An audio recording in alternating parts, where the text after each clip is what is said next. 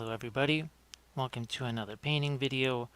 We have something really different this time, and I think you can tell this is a fairly large bust because look at how big just the head is compared to my hand. Then this is the actual size of the bust right here, and this is from Frozen Ninja. They have a Kickstarter campaign going on. We're going to visit that in a second, but I wanted you to see the picture that's over here in the upper right hand corner. That's the entire piece, because this is just one piece. Here's your body right here, and you can see that everything is designed to go together like so. It just drops into place, which makes assembly pretty easy. Let's look at the last couple of pieces here. So we have a nifty base type plinth. Again, the body just drops into this. You see you have two connection points. This is pretty interesting here, kind of a little bit of a wizard's tower. We'll do some glowing effects here, and we're going to do some glowing runes down in here, some kind of magical conjuring type things. And what she's conjuring here is this guy, and what we're going to do is try a greenish glow on him. And these are the primary source of that glow. So these are from Vallejo. They have, I think it's 5 different fluorescent paints: green, blue, magenta, orange, and yellow. We'll focus on these two. We'll keep it as simple as possible. So these two are going to play a prominent role, especially with that dragon being so large and where it is actually positioned. That's going to cast a glow all over the place. Few other paints that we're going to be working with. Lots of Reaper paints, and these are something you typically see me using. Some of the clear paints, I think now there's about 7 colors or so. You'll see green, blue, yellow, red. Clear, ignore that word. They're just really intense pigments. They're really good for glazing. They hold the pigment well. When you say take this clear red and cut it down with water, you can cut it down a lot and it still has some integrity. You mix those with any kind of off-white, say like these will be our off-whites that we're going to use. This one's a little bit of a bluish white, the maiden flesh obviously a little more towards the red. And when you combine those clears with these, you end up with really intense, bold colors that are now pretty opaque and cover really well. So they're a fine dual purpose type of a paint, more from Reaper. And you see these all the time: brown liner, balloon liner. We might even throw in, the label's kind of going on this one, but we might even throw in some green liner. These are a bit like the clear paints, but obviously they're pretty dark. We're going to go over all these as we use them. There'll be some secret weapon paints thrown in. There's just a few here: engine grime, verdigris, pale green. There's a few others we'll throw in as this goes along. As far as the brushes go, and I know this is entertaining because some people think, wow, yeah, you're only going to use these monster brushes on a monster bust. No, I use these all the time, even on much smaller things. These will just get to really shine a little bit more because this, again, is so huge. You notice the filbert shape on this? It's really just a makeup brush. Now, this big old craft brush here, this is a number 12 round. You see here what we've got. It's got the sharp point, but oh, look at this when we spin it around. So here we like this multi-purpose stuff.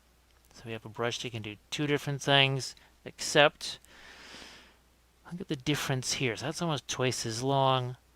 This is going to hold a lot of pigment, a lot of paint, whatever. This is going to hold about, well, half as much. So that's the difference here, and you can really get more of a chisel edge with this guy when you get to some smaller versions of that. So we have 2 different brushes. You can see this one, number 8 round, it's a little bit newer, so it's more of a pristine point. This one that's been used, it's been ground down a little bit, through its use. Oh, look at this. We have the same effect here. So we have another homemade filbert, but again, longer than this smaller filbert. You also get less flaying out of the bristles just by the nature of the brush. Here the paint can really get packed down here towards the ferrule. Not as likely to happen with this brush. I also use the same smaller liner brushes that everybody else uses, but those tend to be a little more unique. And we've got a package here. These are available from Hobby Lobby. If you can't get into the store, you can get them from their online site. You can see that as a nifty price for 12 of those. And again, once you can see how pointy they are when they're new. When they get a little bit older and beat up, they're filbert brush. Let's say they get a little more beat up, you chop off the ends like so, and you use them as some kind of a stippling / splatter brush. I use them for glue, for basing, a lot of different purposes, because again, they're about 30-ish cents a piece. Last thing we'll talk about, got these makeup sponges here. I just got these on Amazon. This larger one, we may use this an awful lot, because when we do our glazing and such, we can glaze and remove with this sponge. These, because of the size of this, these will actually be our smaller, more targeted versions of this. Although, if you've got yourself scissors, you can even shape this to what you need. So let's do something like this. Cut that down. That's what's nifty about these, and a whole big package is, again, just a few dollars on Amazon or at a drugstore, any place that would have makeup supplies. Certainly going to have these. Now what we're going to do is head over to a few things. Let's check out the Frozen Ninja webpage, and you'll see this is some of the stuff that's on the current campaign right here. This cowgirl lady, the other bust. These are some of the already produced products here. Some new things, some older things, some future things. Let's go to the campaign. So here you go, Summoning a Dragon, name of the Kickstarter, again by Frozen Ninja 3D. And you'll see that there's different versions. Oh, here's our same Conjurer, but available in 30 and 54 millimeter as a figure. So this would be really nifty. Looking forward to seeing these guys. That would be very fun. Obviously, here is our bust. This gives you a little sense of scale right here when you see these. And they're all resin. Same thing here. So this gives you a little eye into what's happening now and in the future. And what we're going to do is, again, focus in on this really large bust, but showing you how to use fluorescent paints. So here we've got the dragon. See how it's about up to her nose? So there's not going to be, at first I thought it was going to be a glow coming from underneath. It's almost going to be a glow straight onto the face. That's going to make it more of a challenge, actually. Because when you have it coming from underneath the chin, that's a whole different situation. So it'll be a good challenge. Show a way to do stuff with the fluorescence. It's not glow in the dark. And we're going to go back to our main thing here. I think the first thing is people believe that this stuff glows in the dark. Maybe it does, I don't know. But it's just more intense. I have mixed other greens that seem as intense as this, but when it's next to this, and you'll see when I start painting with it, might even have to turn down the color intensity on my camera. It's that intense in comparison to any other green. So that's going to take care of our introduction here. Let's get ourselves dug in on this, put some paint out on the palette. Before we get ourselves into the painting, got the palette enlarged here so that you can see one important thing. What we're going to do is we're going to grab a chunk of this And see that? That is your fluorescent green. It is a super transparent paint. That is what allows it to be. See how intense that is compared to some of these other colors out here, and those would be considered bright. What makes it so intense is it just transfers light. It's so translucent stuff. Light bounces through down to the palette and back out to your eye. And what confuses people is they think it's going to be super thin. Well, it's kind of the opposite. It is really, really thick. Look at that. And this is a brand new bottle. It tends to sometimes even thicken up. Look at that. You can see how it's just sitting there on the brush, defying gravity. So it's pretty thick. So look at that. Let me get this where you can see that. So look at how thick that stuff is. That is not something that people are used to. Also, you can see we have some cooler greens out here, but we also have this warmer green. I have to decide, is the dragon, the focal point of that, is it going to be a cooler green or is it going to be a warmer green? Because that'll make a big difference. Now, if I say use some kind of blues and purple on the cloaks, and if the glow down here is going to be more of a warmish glow, say from the windows, kind of a camera or a firelight, and I'm going to make this smaller now. There we go.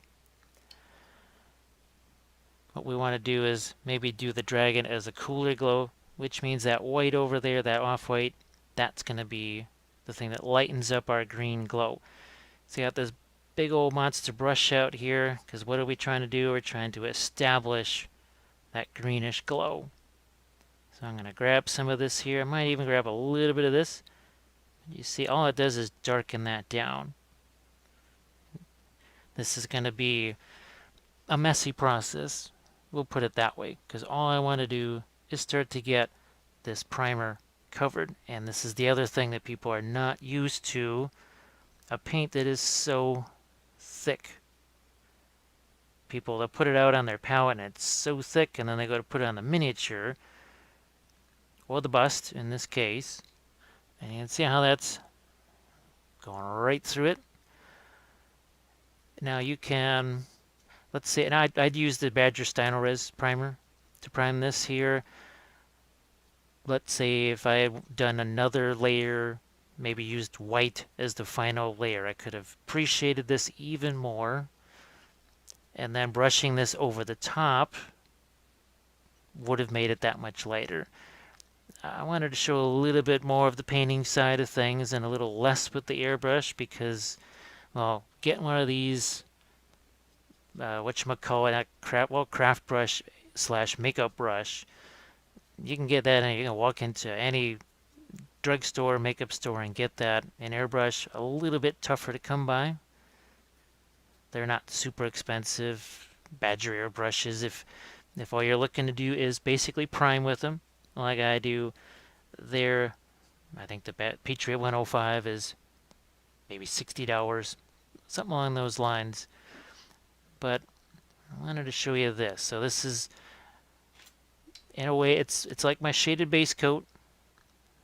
People familiar with how I paint, they know that basically I have a 2D art background. In fact, I think I still have not painted miniatures, even though it's been about 18 years. I think I still spent the first 25 years doing 2D art, so it still has some catching up to do. And people notice that I do a lot of 2D art principles and techniques on the miniatures. So you can see I'm just trying to look at this. It's almost like I'm shining a flashlight at this, and you could do that too. Basically, take one of those little LED lights, whatever, shine it on your figure, your bust, and just look at how the light hits it. Maybe turn out the other lights and just see, all right, how is the light hitting that? So we've got a fair amount of glow here, but obviously not going to be back here. Don't want it back there, but this is really going to hit that pretty intensely. So we're just going to set this off to the side here. Now let's grab our head. And remember, originally I thought the glow was going to be coming this way, but it's more coming this way. I'm thinking that dragon's head is right about here, which means this is going to, I'm going to get a little more of that greenish glow than I thought. And I think with object source lighting, people, they do make it seem more complicated than it is. When you shine your little, then they make little green, blue, red LED light type things. I've got some of those little tiny flashlight type things. That's really neat because you can see how it looks. I actually was tempted to just grab one of those myself and shine it on here. But if you want that contrast, there's a couple ways to do it. It's not just light versus dark. There's also, say, warm versus cool. If this is more of a cool green, like we're going to make it, and the robe is more maybe a deep burgundy or a brown or something that's a little bit on the warmer side, you get contrast there, not just light versus dark. And the skin color, well, I mean, you can see what my skin color is compared to that super bright green. So there's another contrast there. So you have light versus dark is the obvious one, but now you start to have things like saturation versus non-saturation. That sounds kind of complicated, but it's really not. So this, again, we're just trying to break the ice here. Just trying to get in here, get colors where they need to be. Now this, on the base, this is about it. And I'm just, it's not really a dry brush. You can see there's plenty of paint on here. But that's the nature of a filbert brush. Lets you kind of scumble and feather the paint on here at length. So you can see how that intensifies this part of the base straight away.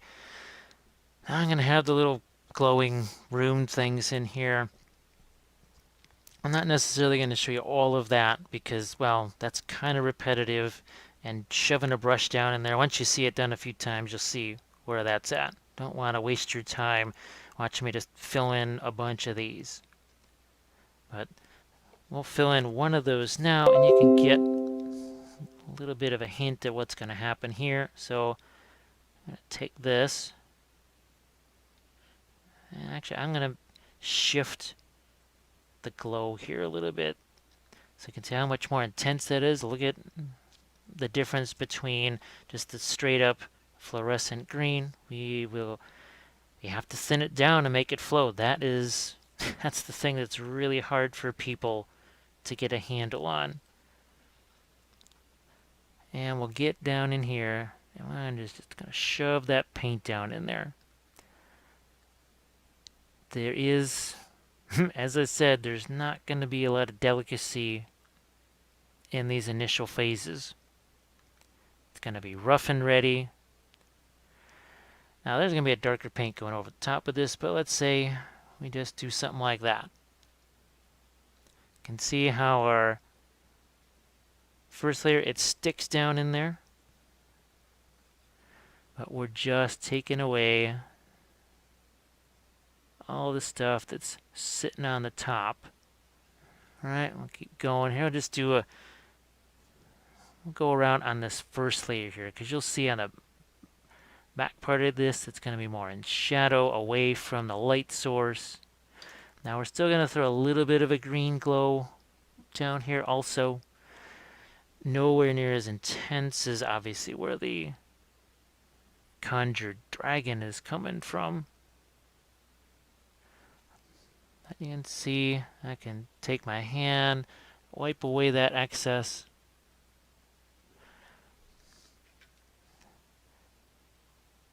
And here we go. Keep going with this. We are gonna turn down my brightness a touch here, and I'm also gonna turn down some of my lights. Wish I could show you the lights that I'm using. They're a little well, not so little, but they're portable ones that I use for everything. Use them for photography. I take them to conventions with me. Take them to the game store with me. They have 3 different brightness settings. Some of them, the more expensive ones, have even more. But boy, they're handy. They're USB powered, but once the battery inside is charged, they'll give you light for a little while, even when they're not plugged in. And just, again, wipe away some of that extra junk, and you've got yourself your runes. And I'm not going to waste your time showing you the whole process, because that's just going to take a little while. That's not quite as interesting as seeing Mr. Dragon here, like so. Now we want the glow to come from inside out. When I first used to do this, I'd basically start with the darkest green down in here and have it go lighter, lighter, lighter. It's just like doing fire, right? That people start out, it gets lighter and lighter towards the end. It's really the opposite. The source of the light should be lighter, which is why we're going to grab some of this, just a touch of that yellow. Going to grab some of this, but that same lightness that we used on our base in those runes, well, guess what? Gonna be the same thing here. Much lighter. I mean, look at that. Just camera's just going boing with that. Here, I'm gonna try and turn down another light here a little bit. And look at how intense he's going to get. Because all of this, see how I'm just really smooshing that brush down in there, down into those deep crevices. Believe it or not, that's where we want our lightest source to be. I don't want it light towards the ends of these flames or the ends of the face here. That's actually, we want that almost to be darker. Think of lava. You know, that the closer it is to the surface, it's cooler, it's darker. In some ways, it's a little bit like we're painting green lava. I guess you can just sort of think of it that way, right? So let's pop this here. Again, not being delicate. I'm just actually squishing out some more paint on there so I can smash it down into the crevices. And you don't have to worry about losing detail or whatever. Once you start getting the paint down in here, there we go.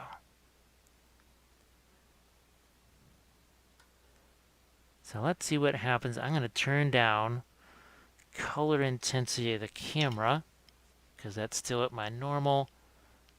I'm going to cut it down just a little bit. It's not quite the color that it is, but in these early stages, I also don't want to blind you, or myself for that matter, because when I look at the screen, I'm going to need a pair of sunglasses. And I'm going to continue this. I'm seeing areas where it's really deep, and it's obviously deeper because this thing it's large. You can see how huge this is compared to my hand. This is another reason why, for those of you not familiar with how I work and why I work this way, well, imagine if this was one of your more expensive brushes. You can see this is a rough process. And these synthetic brushes, they're designed for that kind of abuse in a way. And if you do end up kind of destroying the brush, it's less than $1, sometimes less than half $1, sometimes less than half a dollar. So you've saved yourself some wear and tear on those really nice brushes. You've given those a little longer life, and guess what? You've cut down on some of the time in the painting process. So let's just keep on going. I may have to put out a little more of that off-white. I think this is called maggot white, if I remember right. I'm not going to bother with the secret weapon color because this is the source of our glow. It should be most intense. And especially here where this flame part is. So this is not even the lightest color that we're going to use. Another thing that I'll bring up here, now that we've got all of this super intense light color on this, you notice how I had to start turning down the contrast or the brightness and the color intensity. That's all about context, because remember when we started out, when it was nothing but this primer color, we didn't have to worry about that. The lights weren't going berserk, bouncing off of just yellowish brown, grayish brown primer. It's all about context, because now your eye sees this brightest, most intense color, and everything else. Let's say we did paint the face first. I used to do things object source lighting wise that way. Is paint a whole bunch of the miniature and then add this at the proverbial end of the project. And that's one reason why people are afraid to do stuff like this, because they're afraid they're going to ruin what they've been painting for the last hours or days, depending on how long you've been working on it. We're not going to be spending days on this because you don't have days to watch a single video. So we're just going to try and show you how to tackle a project like this. I'm going to set him aside, let him dry. Now that we've got this lighter version, guess what? We're going to go back to the original piece that we started with, and that is your torso. And grab just a touch of that yellow there. And now we're going to go back into this. We're not trying to establish the full glow yet. We just want to work our way around and bang. Look at that. I mean, it just looks practically white. Here, I'll point it this way. We just know this is going to be the lightest part of our glow. Not going to worry about brush strokes or anything like that, because this is, again, this is not our finished layer. This is our starting layer. We're just trying to establish what's what. That context that I was telling you about. See, now we're starting to create a little bit of light and shadow. We haven't really done anything else except figure out, see, I'm doing the same thing here. And since there's some nice generous folds sculpted in there, and now when I get the dragon in there, I'll do some test fittings on that, and we'll see, well, should that fold get quite so much of the greenish light? Maybe it shouldn't get that much. I don't feel bad at all about making that adjustment, having spent only a few minutes. We're basically 20 minutes into painting now. So if we make a change after 20 minutes, we have not lost much, haven't lost much precious time.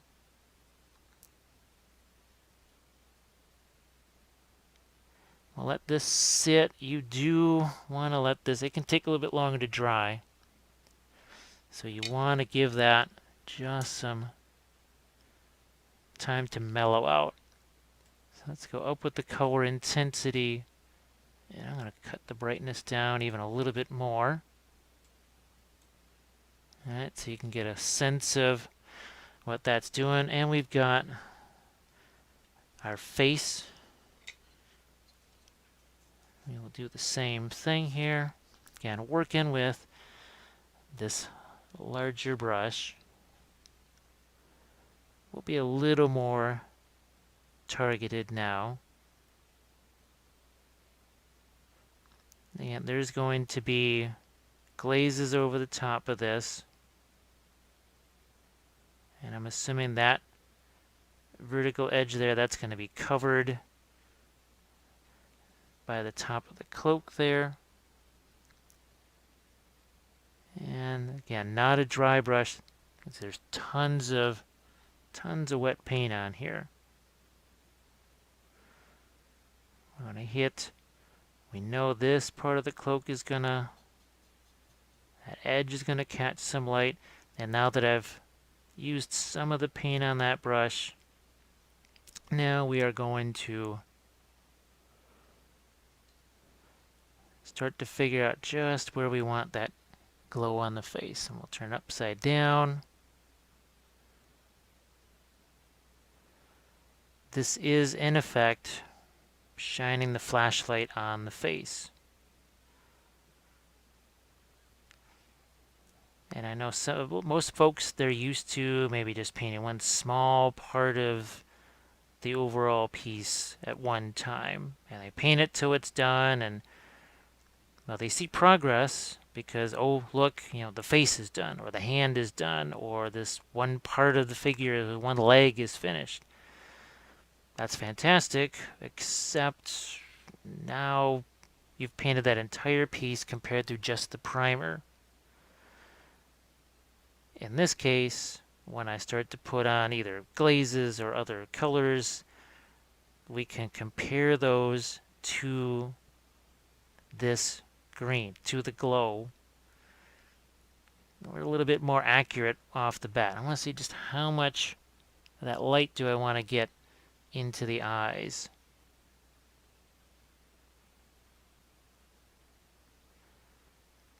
And you have to figure that this greenish glow that I'm putting on here, this is some of the lightest glow that there's going to be. I'm going to squeegee some of this out of here. What I'm going to do is, let's see what happens when we grab a smaller one of these craft brushes here. Again, this is the number 8 round from Hobby Lobby. So you can see this is still taking a little while to dry here. And I know this is where some of the more intense glow is going to be. And what I'm doing is, all right, we know we got to have some here on the lips. The chin is going to capture some more. The cheekbones are going to capture some more. Going to get rid of some of that paint. Like so. And I'm not trying to do anything detailed here whatsoever. So what I think I'm going to do is, as most of this stuff sets up and dries, just won't take long, a few minutes, I'm going to do the rest of those runes on the base. And then we're going to, now that we've established that greenish glow, work mostly on the plinth. We're also going to throw some colors on the rope. So basically we're going to be working on the stuff that's not got anything to do with our greens. So again, don't worry about how rough this looks because we haven't painted anything here. All of this stuff around this is all just primer. And it's sometimes the toughest thing for people to get used to this whole sort of shaded base coat technique. I had to call it something, so I called it shaded base coat because it's sort of a base coat, but it's got shading. And the hardest thing for people to do is not to freak out when they see brush strokes and rough edges and all that kind of stuff. So what we're going to do is, again, let this settle up. I'm going to fill in all those runes, and then we'll get into the base and stuff like this cloak here.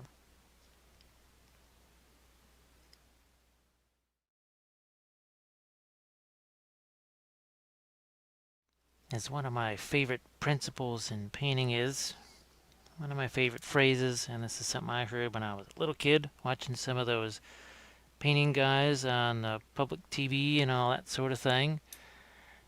Well, you must have dark to show light. because we've got a bunch of light out here.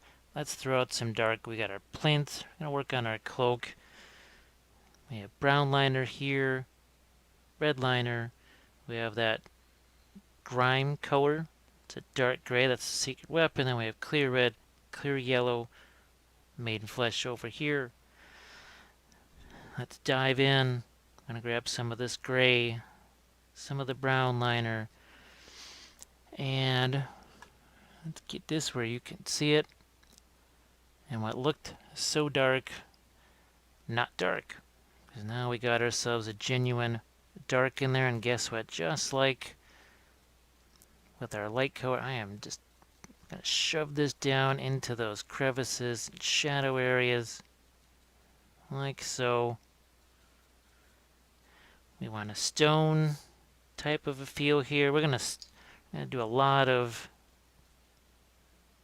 wet blending on this, because it's a pretty finite surface, not a lot of stuff to cover. And when we use a big old brush like this, certainly lets us get this covered more quickly. Now, I do apologize if the camera shakes, so you can hear the brush grinding against this. I'll throw a little red liner, why not? Listen to that. Just, can you imagine if that brush was a more expensive brush? Yeah, I could have done, again, with the airbrush, could have went in there and made that as, just primed it all black or whatever. But I wanted you to see this process of mixing. Now what I've done is, as I went over that, I was changing the color a bit. Sometimes it was a little more red, sometimes more of the gray. Just looks black. What we're going to do is make our brightness not be 26%. So we're at about 47 now. What I'm going to do, actually I'm going to work out here a little bit. We're going to grab some of this, touch of that maiden flesh, another touch of that maiden flesh. Lighten it up ever so slightly. What I'm going to do is just drag that over the top and see what's starting to happen there. All of a sudden, that color that we drop down into those glowing runes starts to glow. Because, hey, we have a dark next to it. And it's not the darkest dark we can have. If you want to say that 10 is your darkest value and 1 is your lightest, it's an 8-ish, maybe close to 1. Yeah, 8, maybe 8.5. But look at the difference. I'll just go all the way around on this top layer. I'm going to compare it to the other layer. Now, obviously, there's a bit of a glisten to that, but look at the difference. Pretty nifty. Now, before this stuff starts to dry in, not a dry burn. Look at, there's like glistening paint all over this. We're going to hit some of our stones here. So I can see that even just right now I can see there's more red liner. This has a little more of the gray to it. What we're going to do is let that be for a second, and we're going to work on our next layer here of steps. Now you can see it. I didn't worry about that little crazy strip of dried paint. Not to fear, because look at what happens. That's all gone. All goes away. This big old brush, and it's kind of funny. It's almost like a World War I tank going over a trench. It's so huge. Goes right over that trench. Let's say I was using a small brush. I'd be painting around the lips of those things, and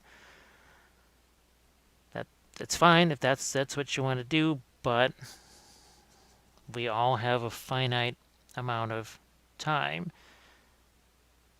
And if you can spend more time on areas where there's just where you want the viewer to spend more time looking, we can do all kinds of fancy stuff down here on this plinth, but I'm not sure you want your plinth to be the focal point on any bust, especially not something like this where you've got the dragon being conjured and there's already that action there. We want to take away from that. And you can see the difference this starts to make. Yeah, I've got the brightness and color intensity turned up. Remember how I had it down half of what it is now, less than half. It's all about that context difference. Even the green in here, just to my eye. Here I see nothing. As soon as that warmer, neutral, toned down, darker gray is next to it.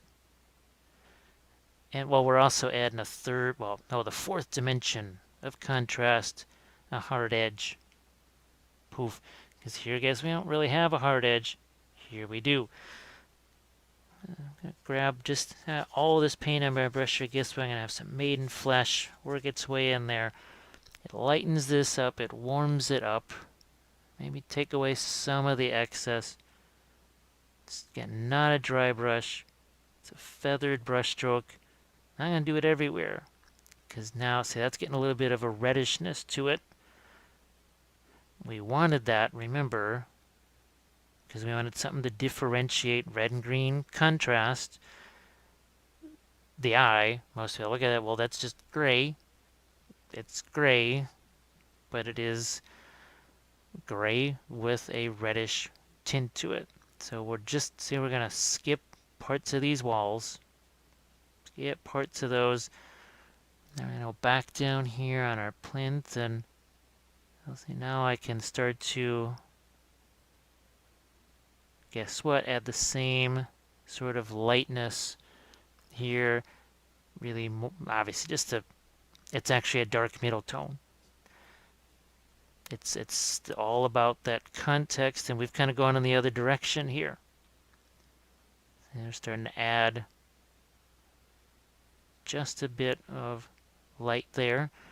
And you can see how I can cross right over all of that stuff that I shoved down. And is that what a non-fancy, dainty process that was? And now we can start to be a little more careful with what we're doing. So while I still have some of my darker tone, I just a touch of water here, make this flow a little bit better. You don't want too much. Going to do our last level here. I'm going to have to be a little more careful here because this is not as deep. It's not cut as deep as the other stuff. So again, not a dry brush. And I'm not going to necessarily cover the whole thing here because you will get the idea. You want to see what we're doing with that plinth, what we're doing with the cloak in totality, not the big picture. That's what we're looking at. So I have to be careful because I already saw there I went a little too fast, a little too vigorous, and all of a sudden, bam. Now I'm going to put a little bit of that red liner in here just to get some variation right over the top of that. So this is where we have the difference of dark versus light, but red versus green. And the eye, when it looks at that, it's just going to say it's dark. It's brownish, it's purple-ish. Well, it's a lot of different things. Yeah, we'll just work on this here. You can see it's picking up some of that watery mix there. I'll go back to some of that brown liner. And guess what this is going to be? So I want to say some of the darkest tones in our cloak. I want the cloak to maybe be a burgundy, more of a burgundy type color. I don't want to say purple, but I like the red liner color. It's a deep dark color that's also going to contrast really well. So look at this, I didn't even bother wiping those away. And look at that, the camera's just bouncing off of those. And all of a sudden, not so much. So it's going to be the same thing with the face when we start to tone that down. Same thing with the torso when we start to tone that down. Now watch what happens. I'm going to add, keep a little bit of, throw a little water there just to keep that going. I don't do the wet palette thing. I'm just kind of used to working with the palette this way. So this has a little more red in it. Now that's on the glossier side, so it will be harder to see until it dries. It's the other nifty property of the Secret Weapon paints. They're called weathering paints. I do use them for weathering on vehicles and other things, but we mostly just use them as regular paint. And now we've got a little bit, almost like a lighter pinkish color here. Again, not going to fret too much about this plinth at this stage because we're working in pieces. I might only take this to a certain point, not even glue it together. And there is a way, I'd advise using some blue tack, but you can semi put this thing together. The weight of the pieces is almost enough to hold it together. A little bit of blue tack though should hold it together so you can do a test fitting, see what you got. All right. So now we have ourselves a little bit of a change. This is again more towards the warm side. This is a little more almost towards the purple side. I can, here, let's get some more of that. Try and do it where you can see it. Let's add a touch more here. So maybe now that we're at a value 6.5, that might still just be like a 7. But not necessarily going to make every step that same shade. Again, it's a almost, I want to call it a pink. But you got the red liner mixed with the maiden flesh. We'll hit that on those rocks there. We're going to hit a little bit maybe over here.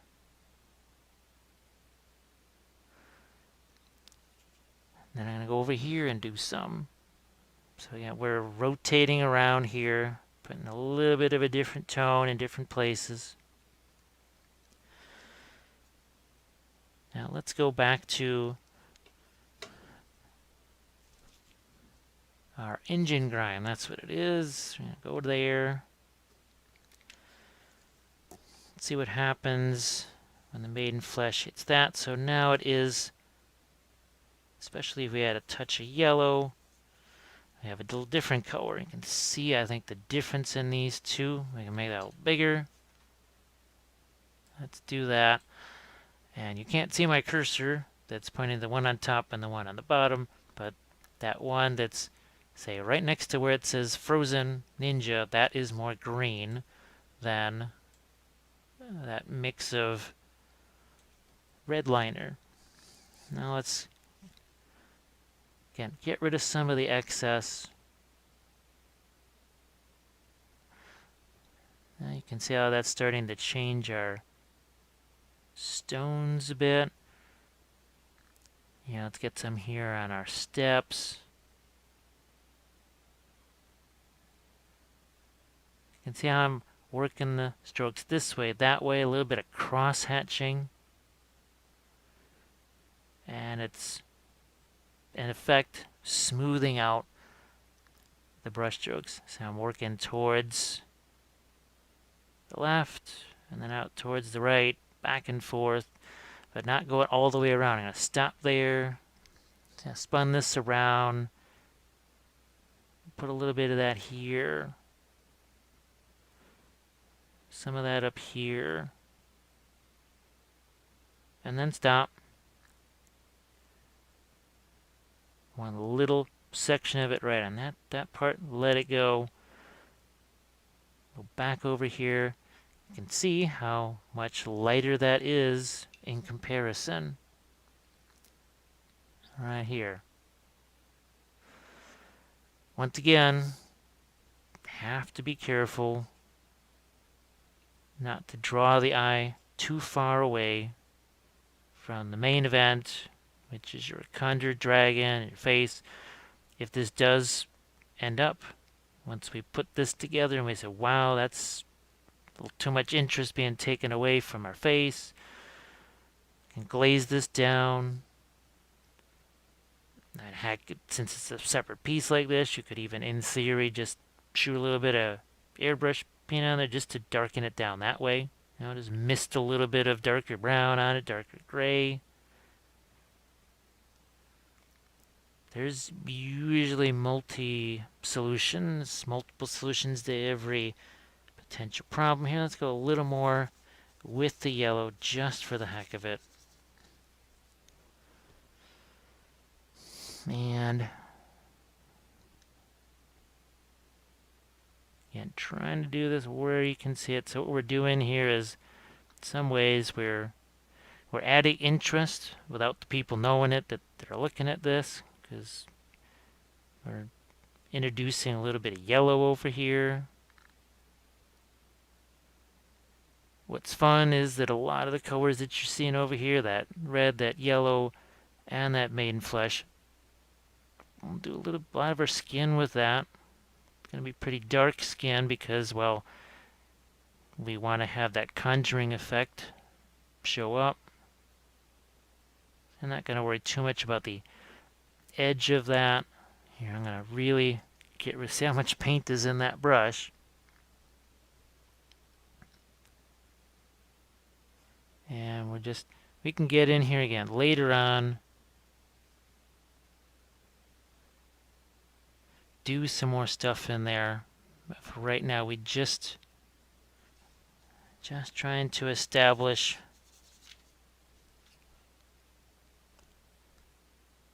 even a little more yellow there, but that's it.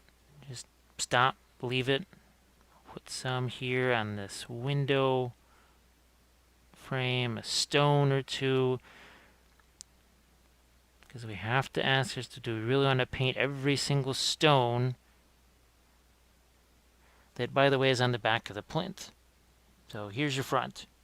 That's how much you're going to see of that doorway and everything else. You have to ask yourself, okay, how much, well, time am I going to spend on the back of that thing? Are people really going to be that interested in rotating it around to see this? So maybe you don't get too wrapped up in that section. You do enough to make it interesting, but keep it from getting too interesting. I think you can start to see how that changes. Look at this here. It's, again, not a huge amount brighter, but now we've got some different tones. Let's go back to our maiden flesh and more reddish tone here. Even a little more. Let's see what happens. Yeah, what this is doing right here, it's actually intensifying these. Again, hard to see.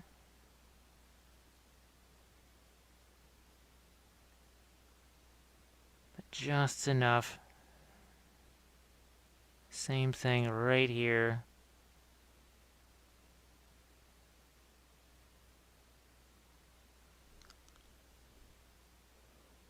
And like so.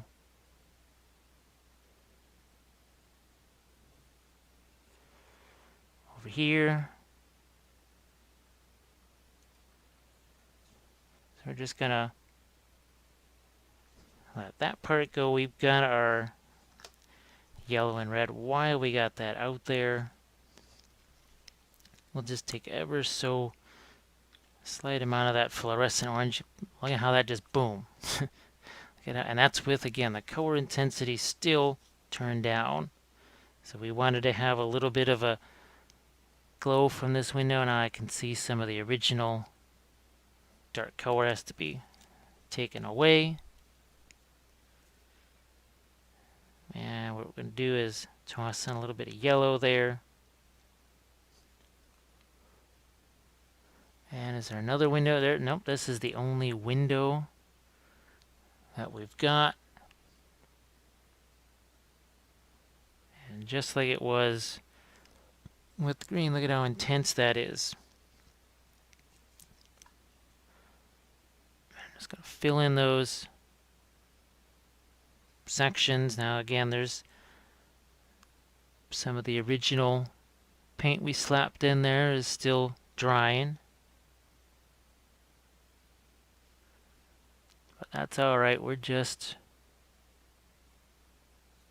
going to do something like that, wipe away the extra. When this dries, we're going to go back in and tone it down or add more of the orange. It just depends what we get when that dries down for a bit. We've got a smaller brush out here. Conveniently, I'm going to throw a little bit more of that maiden flesh.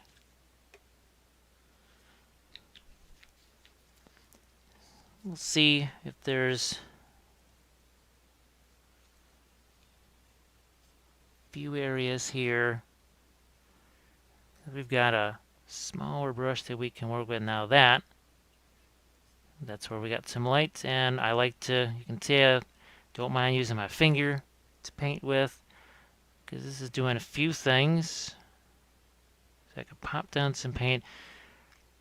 It takes away some of the excess, but it also kind of blends it a little bit, gives a little bit of a texture. So see, I can do all kinds of nifty little things here. Let's take some of the red liner here. We'll change up that color a bit. So we're basically giving the stones each a little bit of different color, a little different hue. On our door here. Sorry. So spin that around so you can see it. So I can add a little bit of light there. You can see what's going on there now. Little runes on the door. And it's funny because if this were more like a 30 millimeter or even 54 millimeter scale thing, this brush would seem as gigantic as that makeup brush that we've been using for most of this. And this is exactly what we're going to do with the face and the cloak and the dragon. I just wanted to give you a little bit of a preview. What's going to happen later on when we get to things like the midtones. I didn't want to get too involved in this yet. It's almost like a pink right there. They have almost a green over here. But some of these stones darn near look pink by comparison. We can put glazes over the top of that. We can do all kinds of fun things. Let's do a little mixing here. Let's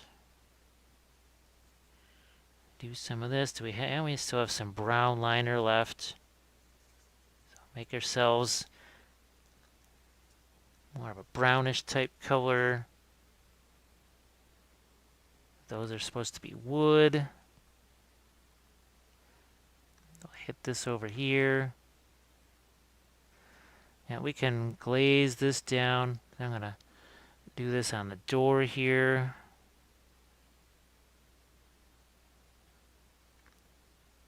And it's all up to you. You may want to have little glowing runes here on the door.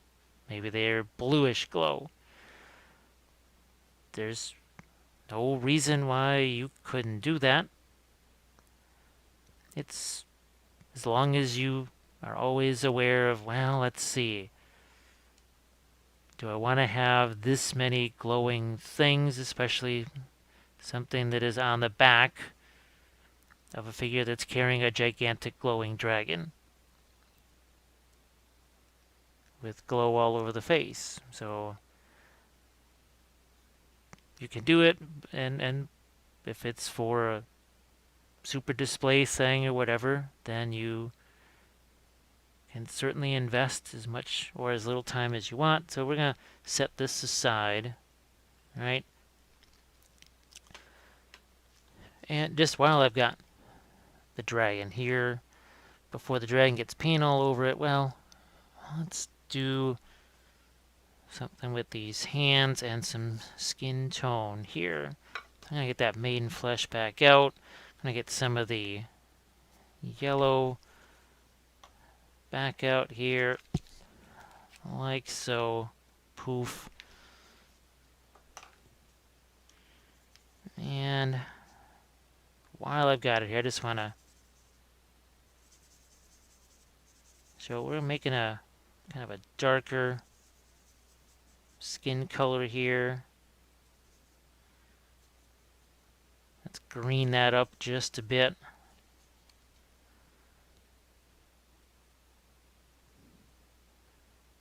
So you can see, and I made this intentionally a little bit darker, but see, that's a nice dark flesh tone there that we just made out of just a few colors that moments ago was being used for painting stones. And what are we going to do here? We're just going to go over these hands here where there shouldn't be so much glow, and there should be more skin tone that is in a more of a shadow mode. See a difference in our hands slash arms here. Let's do the same thing over here. But since we have that undercoating of green, it's still sort of, it's influencing the color that we're putting down. And remember, what is this made out of? It's made out of clear red, clear yellow, but most importantly, a touch of that maiden flesh.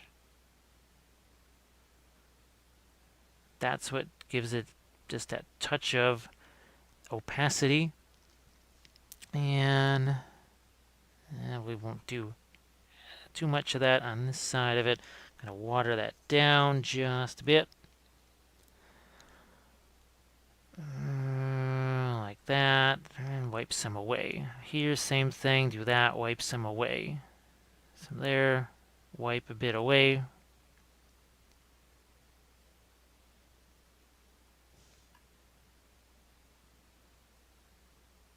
So that is how we can establish some skin tones there. Yay. Face. Since we've got the skin tone, let's use it. Let's have some fun. And again, I've got my smaller brush now. And notice this. Yeah, I've got my hand, what, 1.5 inches or so away from the ferrule, this metal part. Yeah, I don't have this going. First of all, I can't even get to the figure. See how relaxed this is as I'm holding the brush. There's none of this. You're cradling the brush, not choking it to death, not trying to kill it, trying to work with it. See how that lets me work with the side of the brush? So all of a sudden now my brush is almost like a 1/2 inch wide. I'm going to take away some of the extra paint. We're going to feather this here. So see, I'm starting to work with that greenish glow. We're going to do the same thing here and here and in our shadows. So it's not just, we don't want only dark green in the shadows on the face. We want to have some actual skin color there.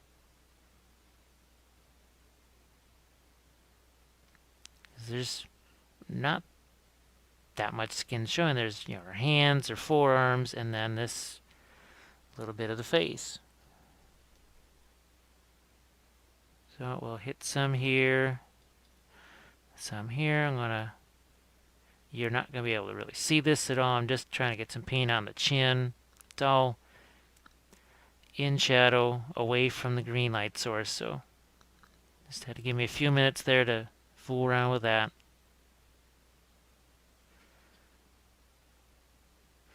And guess what? We're going to be going back over that with our green.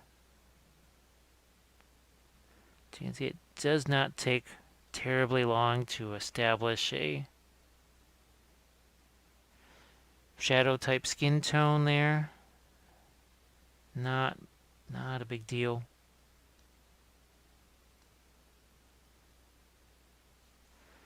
Then we'll leave that be. Now what do we want to do with this cloak? What do we want to do with that? And I'm thinking I'm going to throw out some more red liner. I'm going to throw out blue liner here. So let's pop this next to, this is our blue liner right there. I'm only going to spend about 10 minutes on this. Video segments, it's best not to make them too long. For whatever reason, XSplit does not like really long video segments. So I try to keep those at a safe level. I can always just continue it in the next segment. It's supposed to be body, face, and midtones anyway. So what we're going to do is take this. Here's some blue liner. Here's some red liner. And this is sort of a deep purplish red. I'm just going to bam right here. Look at how, well, again, looked so dark before, not so dark now. And hopefully I won't drop this sucker. I'm just hanging on to it by this one little bit here. You know, you could drill into it, put a pin in that, and have that hold it in place. But the idea, again, this is a vigorous process. It's just like what we did before. We're just trying to get this covered. Who knows, may touch in a little bit of red liner here at the top.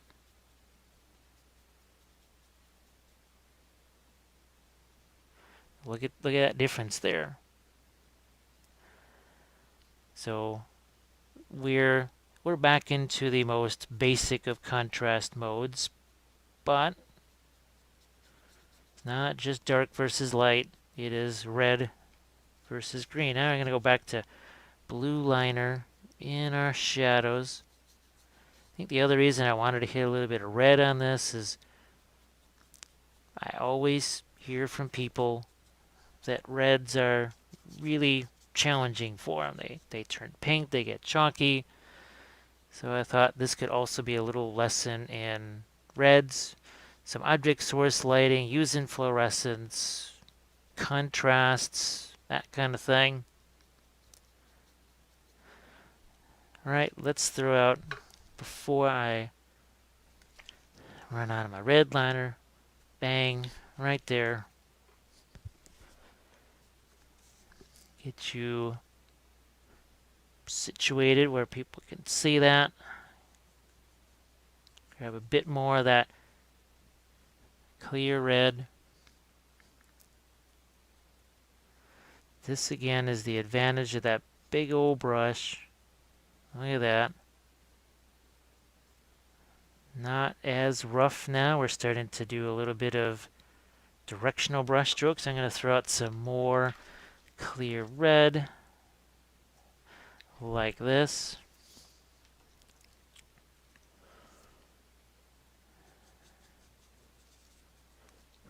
It's not really wet blending per se.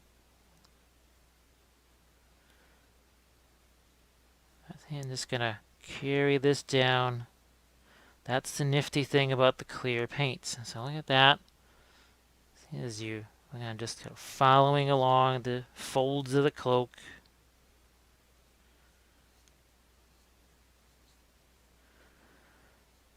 But just like with our plinth, it's so gigantic, and it's even important on 28mm figures, so it's going to be even that much more important on something huge like this here, that we get some interest in this. Now I got a ton of folds here, so once again, going to throw out some more of the clear red.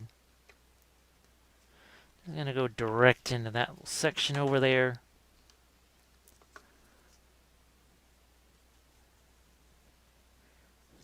And I don't want to go too much here, but we'll go one more level of red here. Because I got to set this sucker down, and I don't want to. It's not going to be too much fun setting this down on something with this much wet paint on it. What I'm hoping to do is to have a different camera setup. Sorry, that was off screen. To have a different setup, just like that's a good example. This setup is not designed for large stuff like this, because most everything I do is going to be a 28mm figure. And if I want to do really big stuff like this, I've got a lot of creature caster things and other stuff that I want to do, large creatures, sculpting of stuff. Well, that means I need to actually get a couple different cameras, different stuff to hold on to it, different camera mounts, and lots of different things. So that's what the Patreon page is for, to try and keep getting that additional equipment so that I can add terrain tutorials and other, just constantly adding new things into the mix. So now look at how that, again, dark versus light, but now you're starting to see the red come through versus the green, and when the green gets shaded a little bit, you'll see even a little bit more contrast. So we'll set this down, let this dry.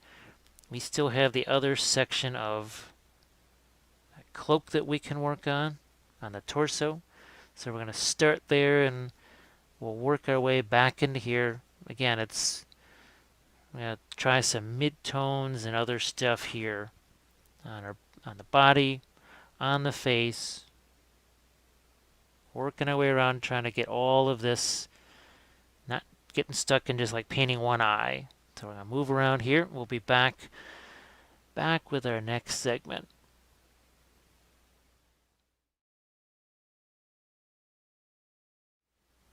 So you can see I did a little bit on this section of the torso piece, mostly because I had to really shove the brush down in there. I was holding it at such weird angles, there's no way you could have seen, especially what I was doing down in here. It was just that same red liner, blue liner mix. We've got some of that back on the palette again, but we're going to try and add a few different things. We got green liner out here. You even got some of that secret weapon, pale green verdigris. We also have the blue liner over there. And what it is we're trying to do is, we got all this nasty stuff going on. We're going to start to put an intermediate zone in here before we get back into the red and the blue.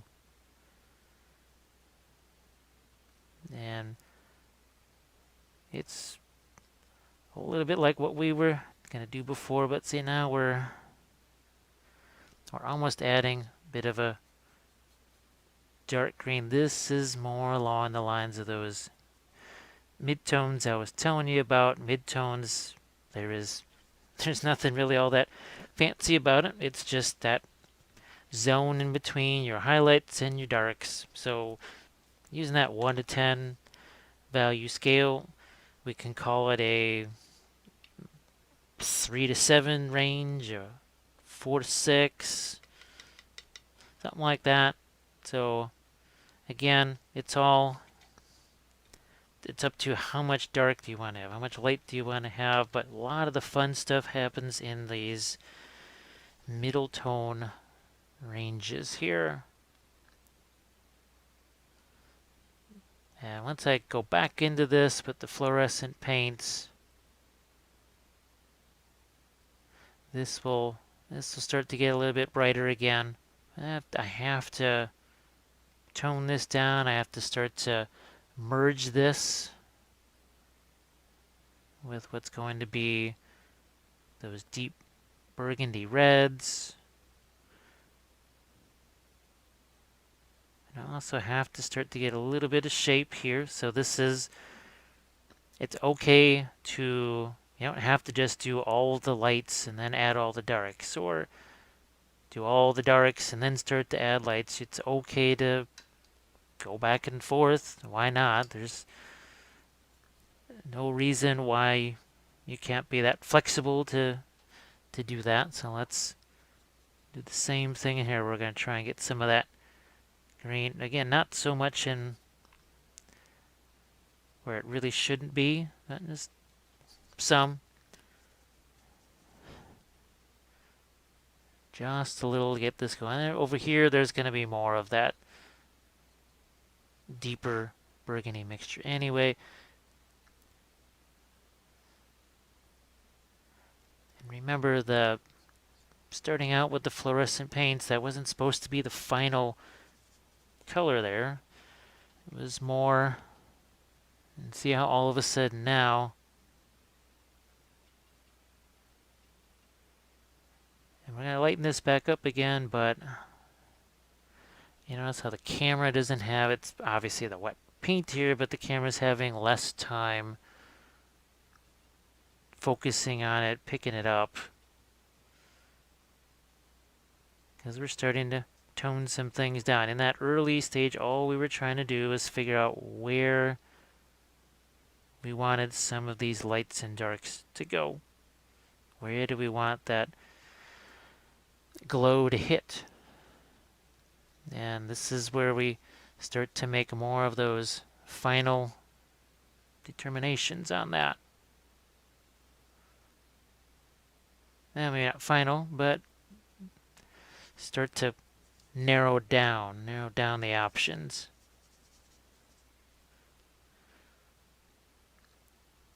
So yeah, just a little bit of the maiden flash to make it a little more opaque, so we get a little more coverage out of it here.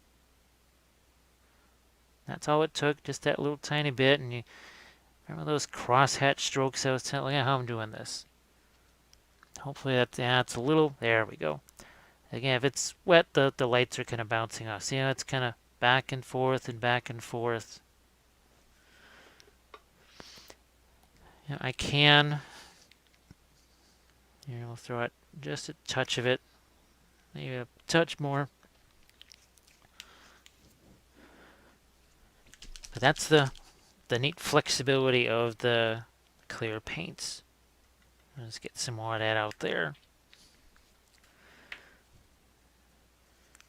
And after I mess around with this for a little bit here, I'm going to go back to the face.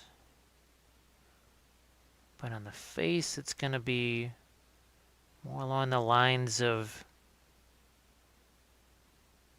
kind of how we say we're adding, not necessarily darks, but middle tones. We're going to do something similar there, but that's going to be more in the form of glazing.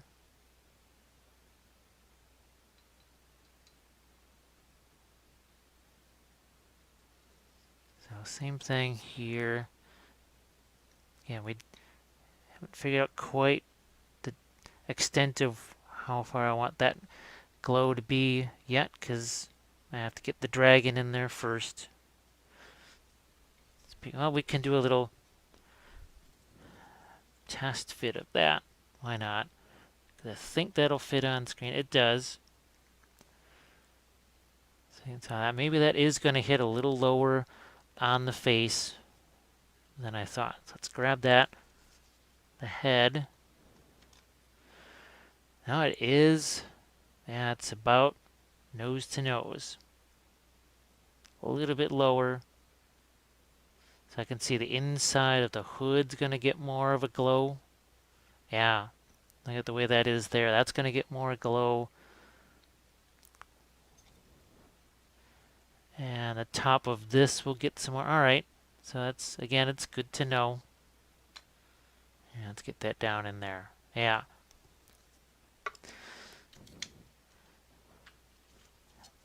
All right.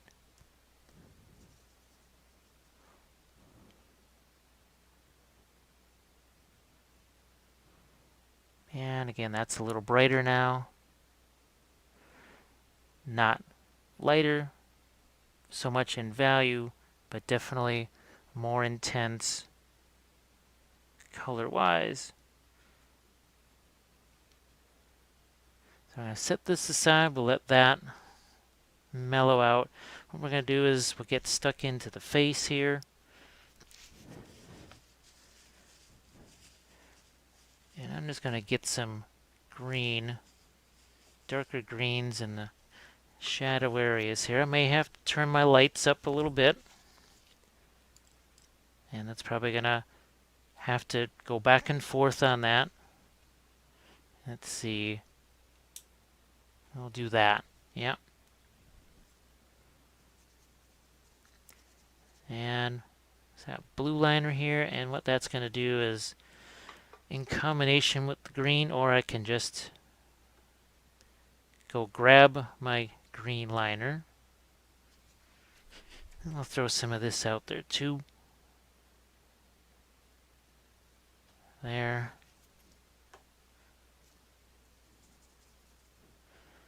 And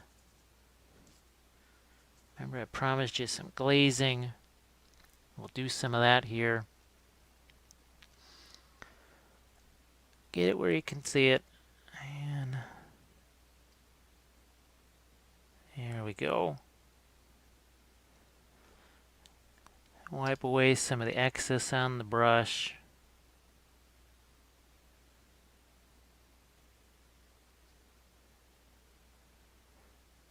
I'm going to lighten that up, but I needed to get some greenish tone in there.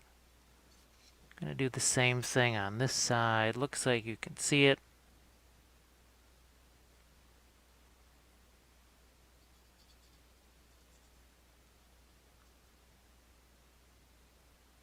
Like that.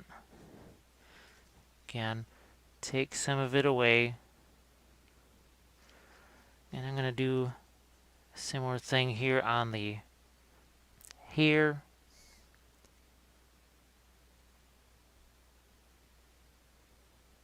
So this is another situation where we start out light, bring in something that's darker, go back to lights. That's usually, for most folks in most part of the process, that last thing is where they're adding the lightest lights. Well, remember that little phrase earlier, you got to have dark to show light. That is what we're trying to do here. And by dark, that could be the form of a mid-tone. Because if you've got some really light value, well, next to a mid-tone, that mid-tone is your dark.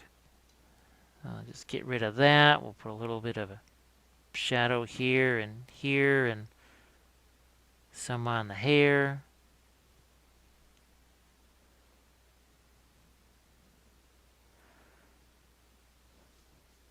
And we'll just let that be. We don't want to, remember, get stuck in on one area for too long. But while we've got this And take some of the green and red liner, and I'm going to just start to add some darks to the face here. We've got the eyelashes here. We know we want a shadow over the top of that, right? We need some darks there. I'm going to, just for right now, throw in some darker tone right there.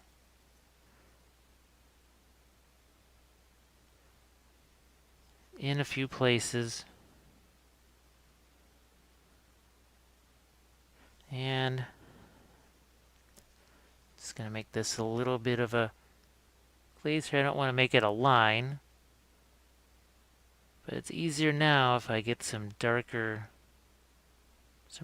tone in there.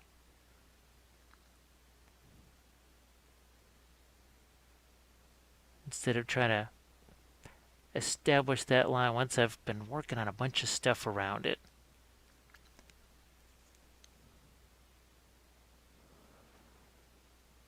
And we'll let that do its thing. I go back to this bit here. So I've got that red liner out there. Let's come back with a little bit of clear red. Let's bring out a little bit of clear yellow. And yeah, I don't think I'm going to use, I won't use the bigger brush. Maybe we'll, let's see what happens when we use one of our number 8 rounds here. I'm going to continue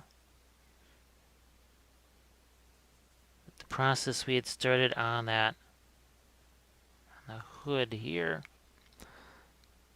So let's bring up our brightness because that's shot way down. That's more like it.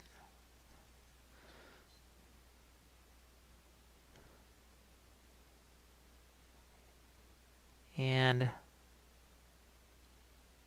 I'm just, you can see how, look at how I'm just using the edge of that brush. Look where my hand is holding it here. It's way down on the end of the handle, long way from the ferrule. What that's letting me do is so much easier to get these long, smooth strokes. If I'm doing this, how am I gonna get that? See how I just, it's almost like I'm doing some kind of calligraphy here. Watch out, see how the brush changes shape? And how that's sort of fewer brush strokes involved. And oh yeah, I can use my finger, I could use the sponge. Do the same thing here. This is where the clear red, kind of an advantage because it's a dry glaze.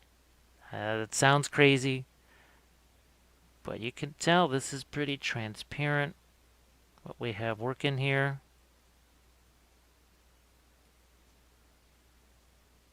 Pretty transparent.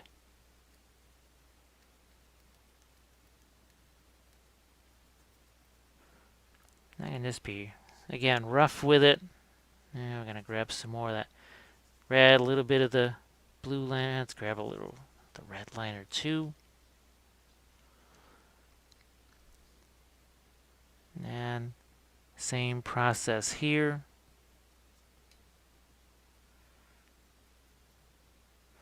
And again, that brush, it just spreads out, flattens out, becomes that filbert brush.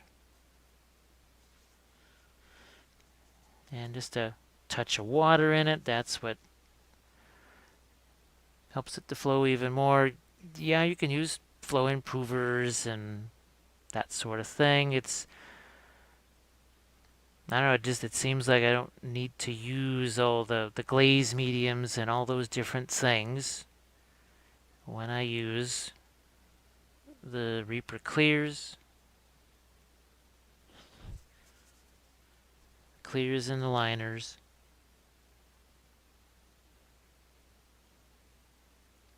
guess what I wanted to show you as well, we don't want to just keep making this more and more red. So let's throw a little more of our clear red out there. And we talked about warmer versus cooler with the greens. Let's try the same thing here with the red. So we're going to do this touch of that clear yellow. That's going to also lighten it up a touch. Here, I'm going to make the palette smaller. Like that. Gives me a little more space to work with. And now that red's a little lighter, but also a little more intense. But you can see my shadow colors. They're that, I don't want to say bluish purple. It's just they're more toned down. They're not just darker, but they're also a little more bluish. So let's just keep going here. Again, every so often, practically hand blending that in a manner of speaking.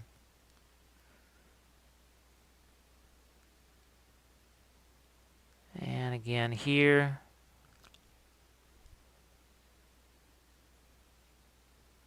And here.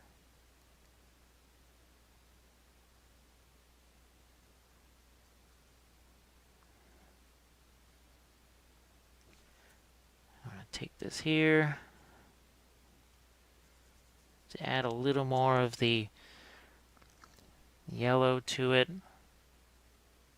It brightens it up a touch. And normally I do the whole thing all at the same time, but I want you to see the difference. And if I just paint the whole thing all at once, I can't. So I turn this around and show you the difference that just a few minutes can make.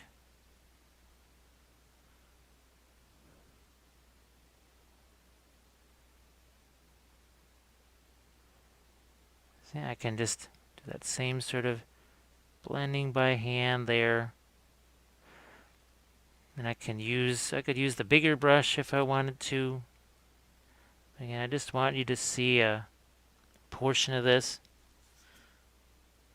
So we have something that we can get a comparison with. Now what's happening with these lights is that it's starting to warm up that red just a touch, but you notice it's also not turning pink because we're using essentially yellow to highlight red. Here, let's get a little more over here. We've got sponges here. You don't have to always use our finger there. We can use a little bit of the sponge to blend that out.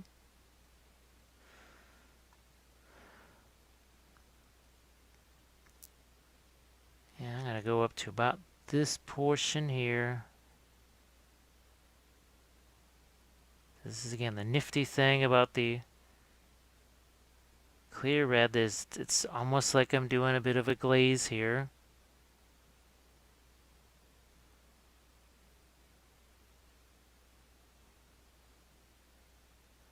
As I hit the shoulders, what if I was to do something like this? Remember that pale green verdigris? Let's get that out on the palette. Let's try something here. A touch of that. Which is also going to probably lighten it up a bit, but it's also going to do a little twist on this.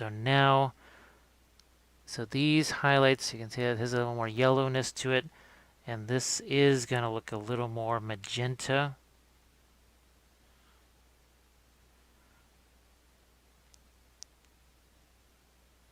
It's just to, on such a huge surface, make some interesting, just a little bit difference from if this was all the exact same color of mid-tone and highlight, that would start to get boring because it's so huge. Now, I think what I'll do, I have another one of these. I'm going to maybe do freehand on it or some other designs. Maybe the dragon won't be glowing. And that will give me more of an open canvas, I guess, if you want to call it that. Because sometimes it's fun to try the same thing in a few different ways. Now remember our bluish white here. Let's throw that out there. Touch of that. Ever so much of a touch of that. And back in here again.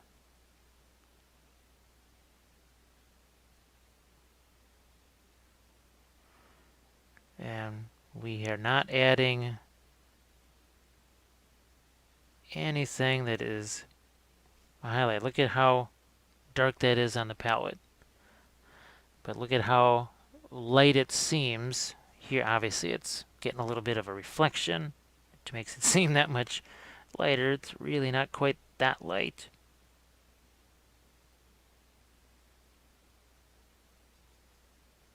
Here, let's just tone that down a bit. So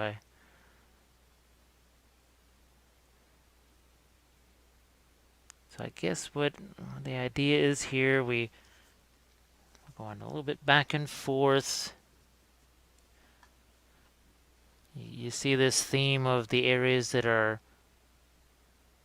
lower here. They're getting a little bit of reflected light also, but it's changing a little bit towards a more magenta color. Well, remember there's those glowing runes on your base. Well, maybe you should have cooler light coming up from your base. And what we're going to do is come back in here and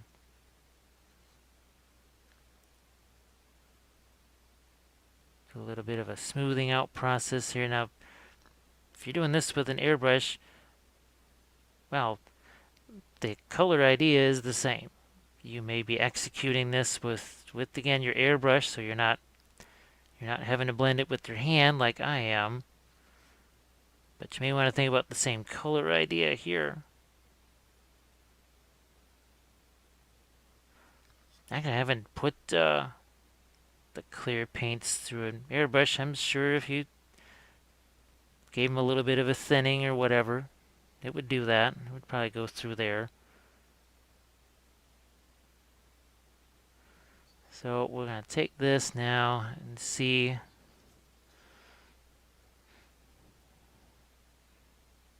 See, we've got some shading in here. What looked like shading before is not so much with the shading. Now I'm going to go back to my clear red, and we will intensify some of these highlights here. Now, light mid-tones, we'll go with that.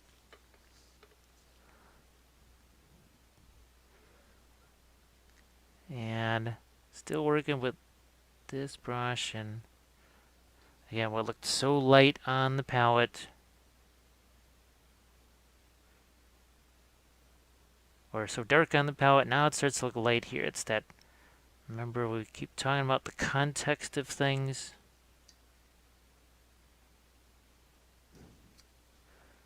And get rid of some of the extra. Start to fan that out. And if I just wanted to show you some of these things that if it was just me working on this, slamming my way through it, I would just have had the giant brush the whole time. Trying to make this accessible to everybody here, the folks that may not be quite so comfortable working with filberts and rounds and all that bigger stuff. One of the reasons why these highlights aren't getting to be really light is, well, the dragons are, that's your light source, that's where the brightest, lightest, or at least the lightest colors should be. Now, and your most intense also. Alright, so see, we've been screwing around with this here. And we got interesting shadow things. We have a difference in how you can see how that's starting to get warmer and how that's cooler. If we add a little more yellow even to that.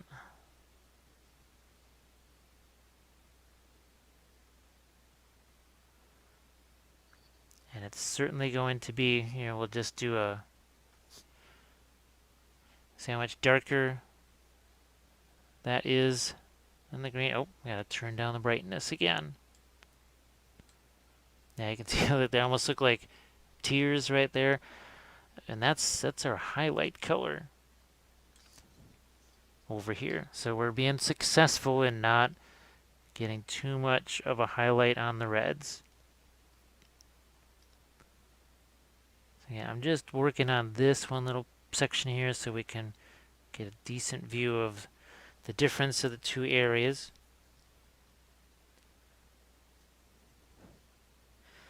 Touch of that green there so that it doesn't get pink.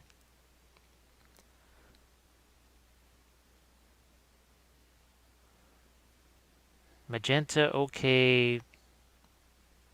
Hot pink, not what we're looking for in a shoulder shadow color.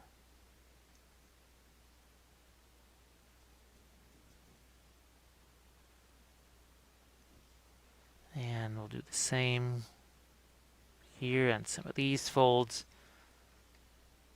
So we turn this around, you can see there's just all of a sudden what looked like shape over here, no shape. Now we got some. Man, you don't have to worry about smoothness yet or anything like that. It's baby steps. But here's that blue liner. And I'm going to take a touch of that green and a touch of this maiden flesh here. Let's do something dramatic here. Gotta make sure you can see it. And I think you can. So in this sort of mid-tone shadowy area here, because the shadows are getting, you don't want to get too boring. See how there's almost like a bluish tint in there now? Let's go a little one step further. It's a little weird thing I like to do in my shadow areas, especially when they're on the larger side like this.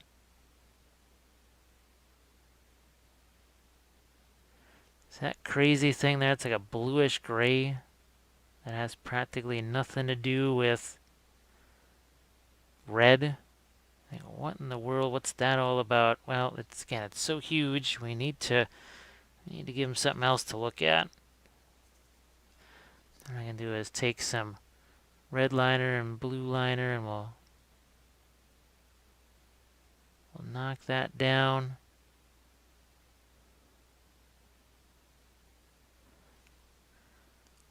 And while I've got it, I'll set that off to the side so that it dries a bit. And remember our plinth over here? Well, here, let's go back in here. Again, I don't want to get bogged down in any one area, so that means moving around. So here we start to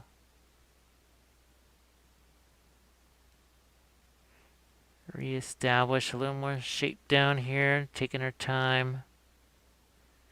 See the brush using it almost on its side.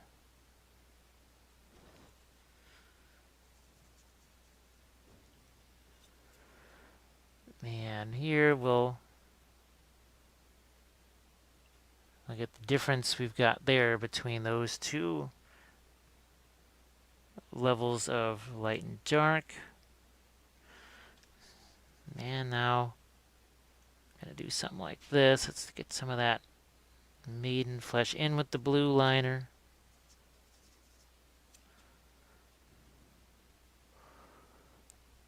And so this is the same, look at how this is that same color that looks so light in our shadow areas. And now it's a genuine shadow down here. And we're going to do that here. And do that here.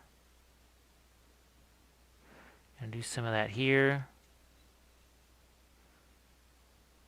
Even here on these stones a little bit. Take some water, we'll turn it into a glaze. You can do all kinds of different things with this. And I'm throwing a lot of different things at you here. Normally, again, I'm working on smaller figures or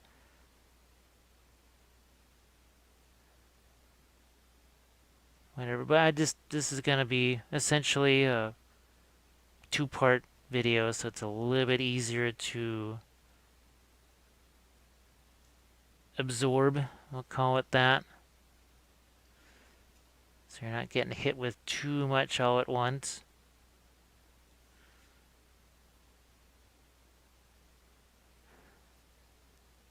And like we always say with these techniques, you kind of have to endure that part of the process where it doesn't look anything like what you think it should.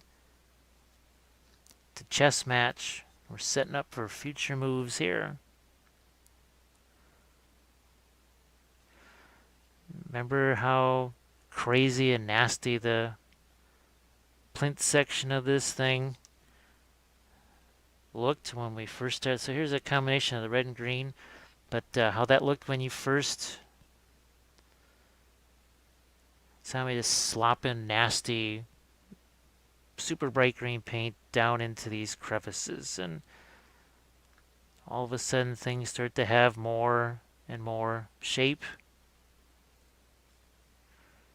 You're starting to have more lights, more darks, more contrast.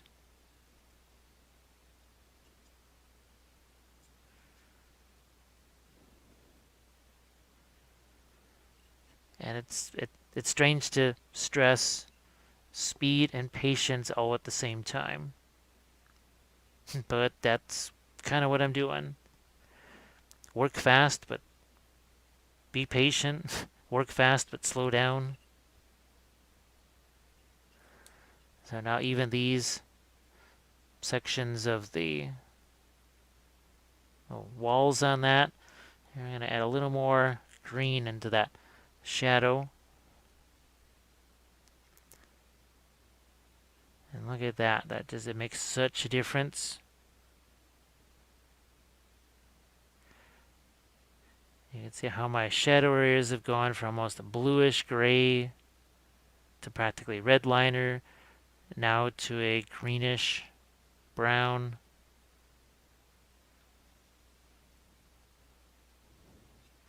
Now we can paint cracks in on this, do all kinds of stuff, but once again, there's the dragon, there's the face, all kinds of things going on, and we don't want to, what is that, kill the lead or something like that. I think that's what they call it. So I'm just going to do a quick little glaze over that, tone that down. Can wipe away some of the excess.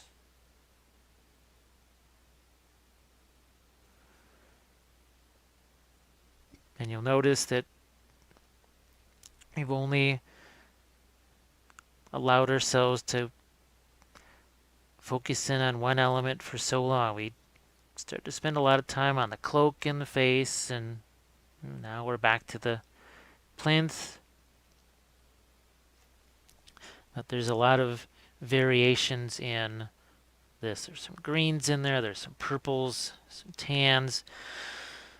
Oh, let's go back in with this. So this will almost be more of a greenish gray here. Let's find some green here.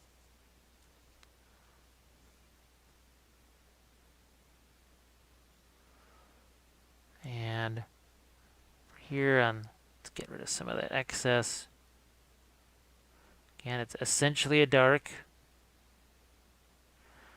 but against all of this really, really, really dark stuff, it's gonna look more like a shadow. Or just again, a light shadow or dark mid-tone.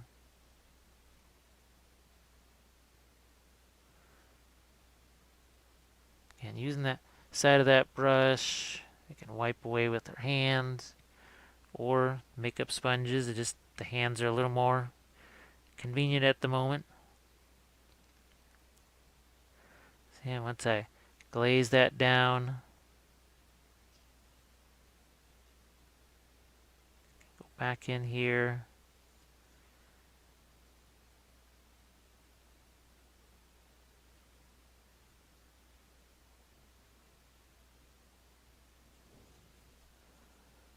So what we'll do is let some of this stuff have a chance to set up. I'm giving it that little bit of extra time because, as you can see, I have to handle all of these pieces. There's no way to not handle them, at least during this rougher opening process. Let's throw some of this here too. Let's take the side of this brush. So we change that a little bit. Let's get some more of that greenish gray there. Because now, see, the building is dark, and now this part of the stone is a little bit lighter, but see, we got a little patch of red over there. Now we've got green. Then this almost turns into more of a yellow. And what the heck, let's do a few touches here on these guys.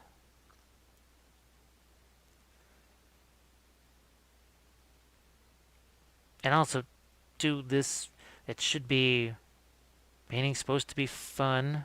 I know sometimes it's not always as fun as we want it to be.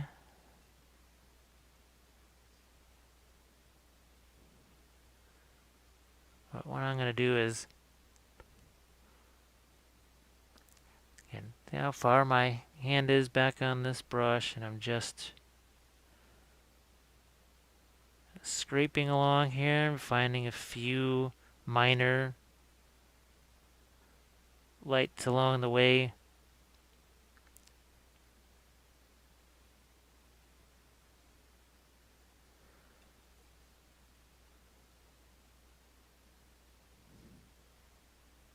And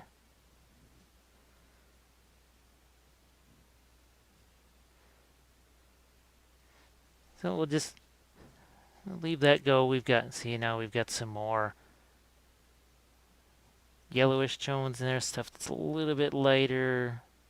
You can start to see some details of that door. I can just, yeah, I'm just taking the side of the brush and just, I was using like a stamp. There's lots of fun things that you can do with these filberts, obviously. Just think, this is just on the whole plinth design here. Imagine what it's going to look like when we get to the face. So here's another reason, too, why I'm not getting too involved in that. Let's get that torso back here. Stick that on here. You can see you're just not seeing much of that. Now look at this. How much of that are you actually seeing? So while I've got my yellow out here, I know this is supposed to be mid-tones on the face and all this other stuff, but while I got these colors going, just some touches here on these shingles. Now I don't want every single shingle to have that same sort of a yellowish highlight color to it. So I'll do a few of these. And do a little bit, wipe that away.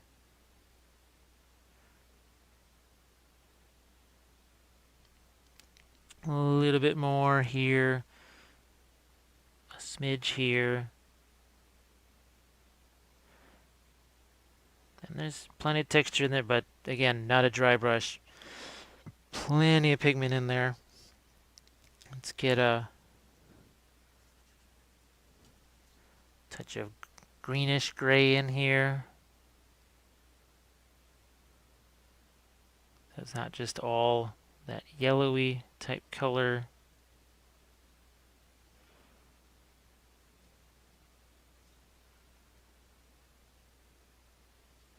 And on these struts and supports, just throwing a little bit of reflected light here. I'm just going to scumble that on, wipe some of it away. Because just like we did on the building, we can go back to this again and tone some things down, brighten some things up.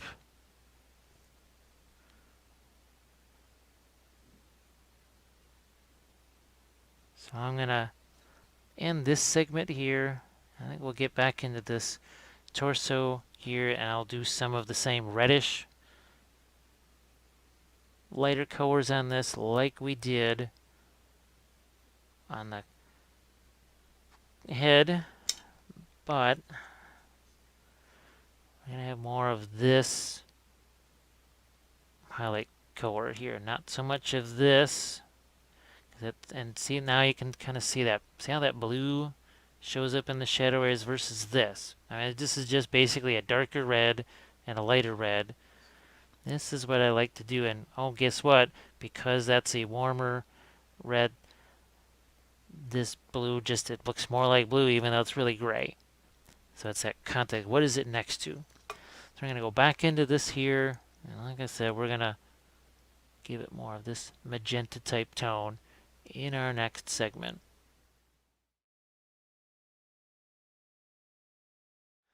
It's time to take care of Puff the Magic Dragon here. Like we said earlier, we want to have this look like it's been conjured with a greenish flame, and we want it to be essentially lit from the inside out. Makes things a little more challenging, especially when you've got some deep recesses like this. Again, it's handy to have your sable, non-sable synthetic brushes. We'll go with that. So out on the palette, green liner. This is the clear green. That's that Secret Weapon, pale green verdigris.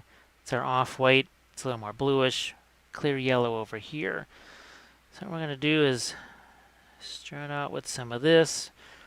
I won't actually have the fluorescent green out just yet, because what I want to do, and this is going to probably make the camera go a little wild, is actually get some of this bluish white down in the resources. I'm going to take a recess. It's going to take a little bit of green.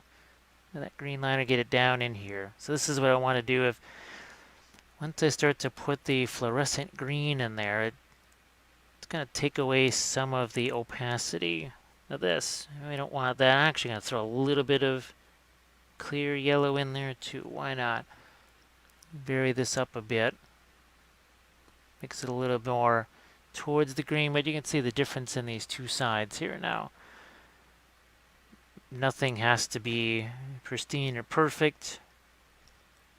One of the nifty aspects of the fluorescent paint is that you can actually just sort of semi-glaze it over the top of this, and you'll still get your fluorescent effect. We'll still go in with probably some even lighter version of this, I'm sure. But for now, yeah, I'm just gonna get this down into those recesses, not resources. Let's see what we got on his face and such here. Yes, all of these areas in here, I'm just gonna hit that like so, because we're gonna be going over the top of this with darker colors, and it's all about that context. Once again, this doesn't look tremendously light because we don't have dark next to it. That'll all change soon enough.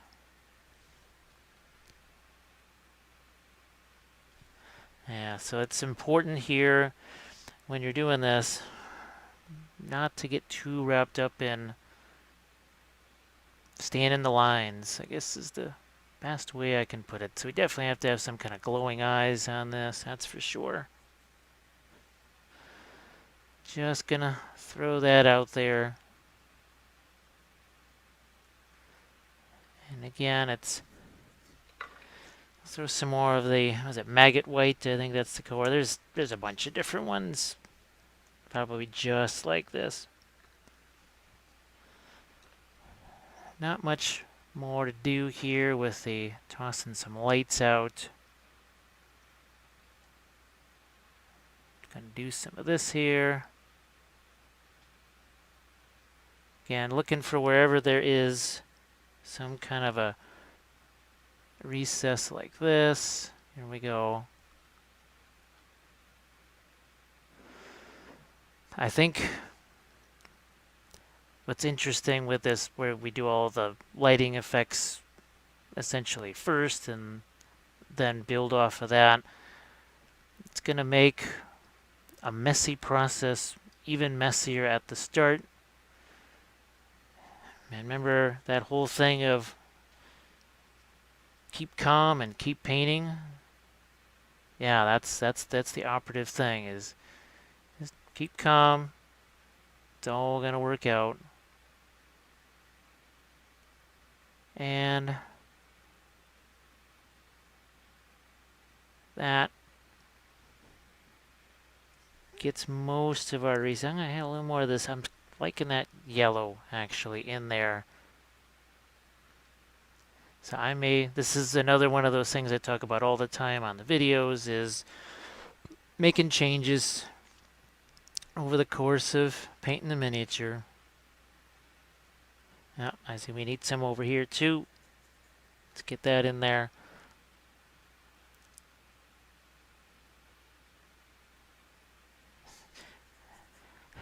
Yeah, I definitely like it more with the yellow. So fortunately, early on, decided to start mixing in some of the yellow, so I don't have to go over too much. Again, camera's gonna say, what in the world are you doing to me here? Now you got all these, not just bright, but light colors. Speaking of bright, we're gonna throw out our fluorescent paint now. And what we're gonna do is, this is where it really starts to become that really, really, really bright effect. See how it happens? Look at how atomic that is. And remember, I've got the not contrast, but the color intensity turned out practically into the like 39%. It would just be irradiating the screen. So you can see. So here, let's have it at right about here and see what that looks like. So what I'm going to do is take this. Remember what I said? We're going to be able to even do a little bit of practically wet blending here. So this is going to be making the whole thing a little bit more of an intense green. Now I think what I have to consider is how just how bright do I want this thing to be? How much light is it actually casting? It's best if it's not too intense. So what you're seeing now is really it's very, very light. It's not going to be this light eventually, right? Even now, it may not look like it on camera, but even this is already starting to darken that down.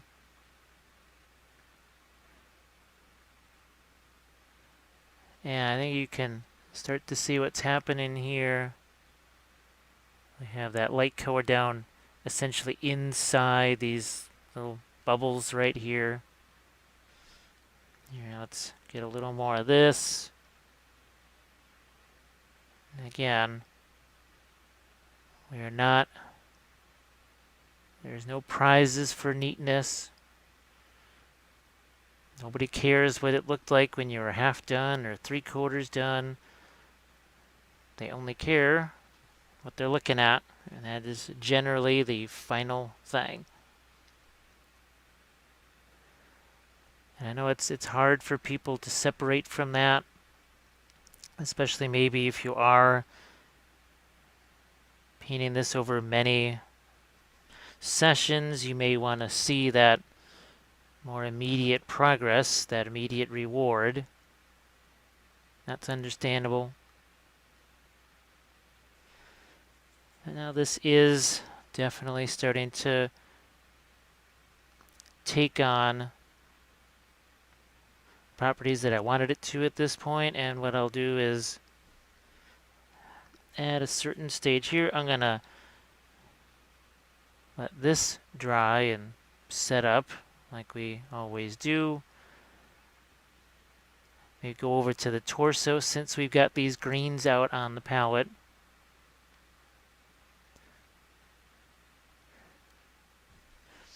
And we'll do some of the same things we're doing here, because now we have a little better sense of just where this should be hit the torso, and the face too, for that matter.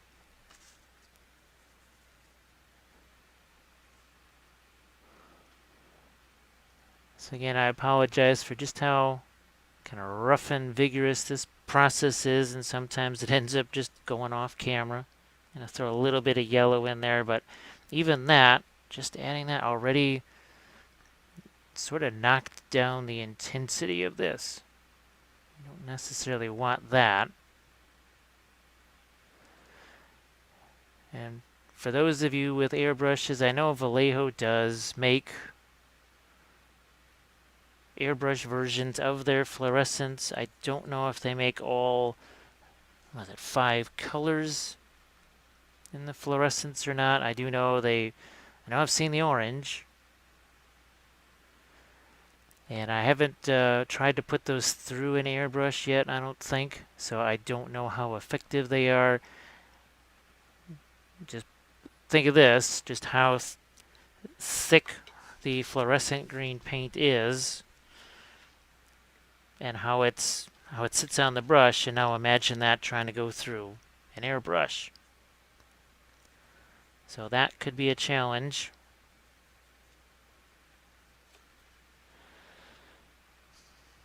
And it's all up to you. You don't have to paint it this way with the brush. But I would say even if you're going to use an airbrush with this, where you're going to place those lighter greens and such on the face and torso, while in effect the planning is kind of the same.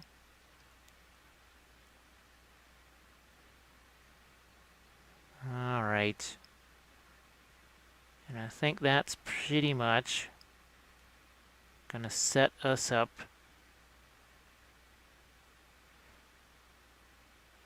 and then we will let this just set for a few minutes here.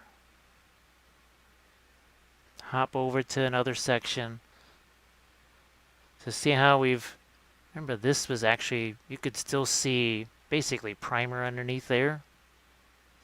Well, that's pretty much gone at this point. We've made that a little more opaque. And now we're starting to really set the stage for some glow. Speaking of which, here's the torso. Now look at the comparison of the two. So that's why we now have some lighter colors that maybe we'll hit on the torso. I'm going to throw some more of the white out here, some more of the fluorescent. It's interesting, you do have to sort of continuously restock your palette with your fluorescent paint. It's just something I noticed. So I think we'll try a little bit of this makeup brush / filbert brush.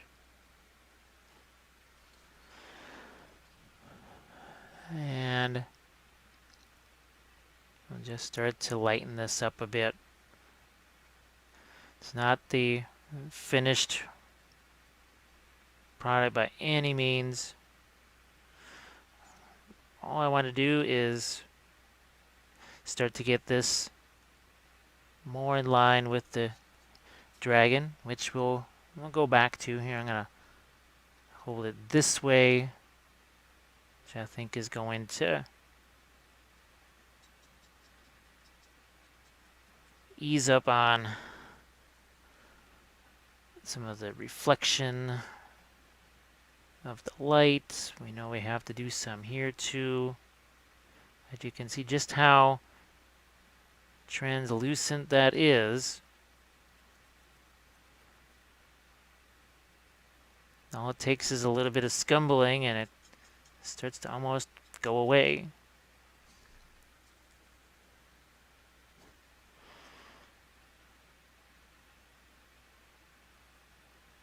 And remember, you can use the sponges to blend this a little more if you think that's what you want to do.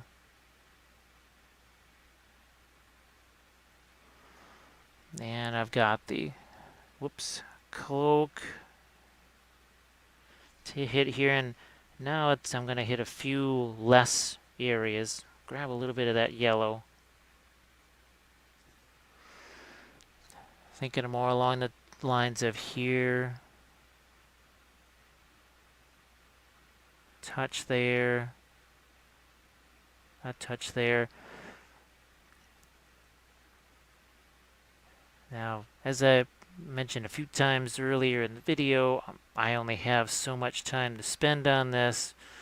You could spend days and days and weeks painting this to your heart's content. I just don't think you want a 13-hour painting video.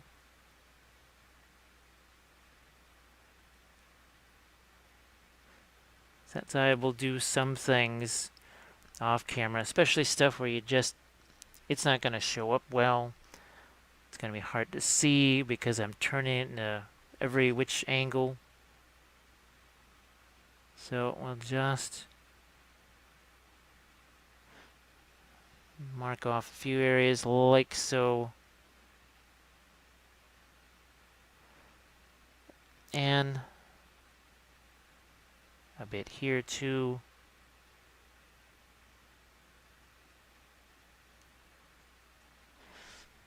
Now let's grab the head and see if we need to do the same thing here. Now remember, we went in and did a little bit of darker glazing, so that changes the effect a little bit.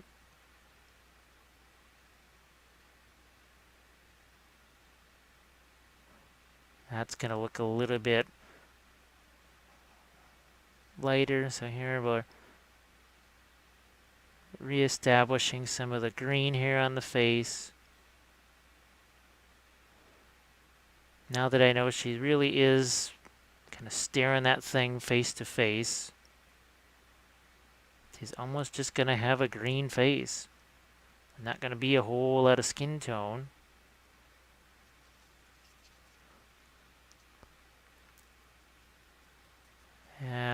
Again, just remember when we were looking at that, we did a little bit of dry fitting, and I needed to get more of this lighter green underneath this section here. Here, let's grab a touch of clear green.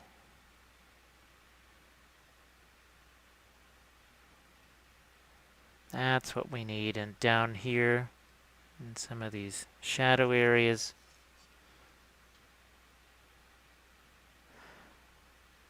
when we get back into the dragon again, you'll really start to see how nicely, what a nice sort of companion paint the liners are and the clears are to your fluorescent paints. They're just a real natural fit with each other. So I'm going to do this. I'm going to start even doing the same thing here now. Some of the parts of the face, and again, that's the clear green mixed in. That starts to make it a little less bright, tone down a little more.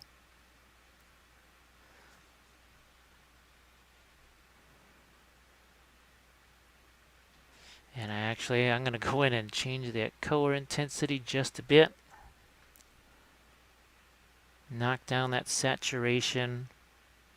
So in effect, most of the shadows that are in here are going to be green. Again, I have another one of these, and I'll maybe do a little less of the lighting effects, maybe do more in the way of focus more on freehand, possibly. We'll see what happens with that one.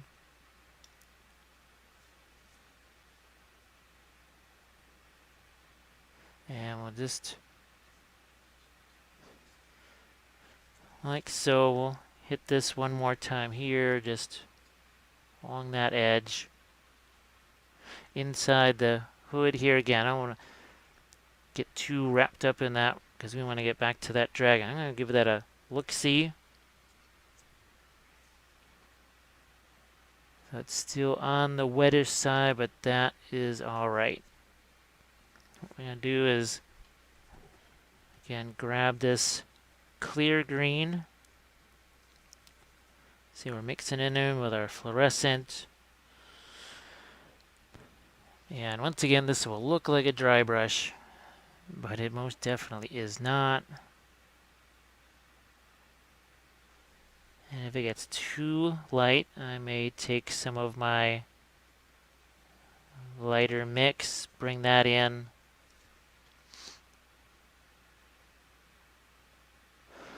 And the idea is, cooled lava always is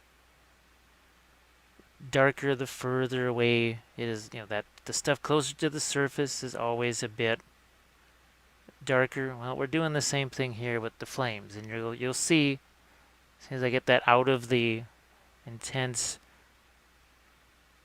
camera lights, now there'll be a little more definition. So on the face, definition is in a way being created the more lights we add, but on this light source, we're getting more definition by going just the opposite, adding darker colors. I'm going to shift my handhold here.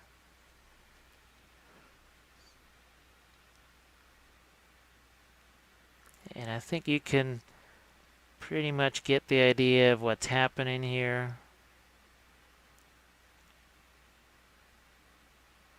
We're, again, not dry brushing. We're really, in effect right now, because some of this stuff is still pretty wet, actually doing a little bit of wet blending here. I'm just trying to catch these top edges. Let's see if there's a difference. Yeah, we'll get that in the shadow of that. And then here you see it's all just one level of brightness. So that we don't get too wrapped up in just one side. And just turned off one light. And these nifty LED lights, wish I could show them to you on camera. I actually talk about them a bunch on my blog. So watch what happens here. You can tone those down. You can have different brightness levels, battery operated. Let's go back to the part where I was talking about them before. Let's see on this side versus this side. So it's now that this is what's going to give us that interior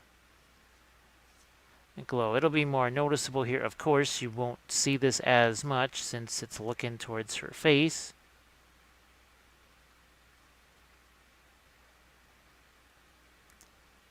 And we'll do the same thing on the dragon head here. The eye's going to be glowing, but for now I will just let this work its way over the top because I'm actually trying to blend these colors together here while they're still wet. That's the effect of the fluorescent paint. It just takes a little while longer to dry. And that's, again, it's not exactly winter here, but the heater's been pretty much going off all evening, the furnace, and that tends to dry things out.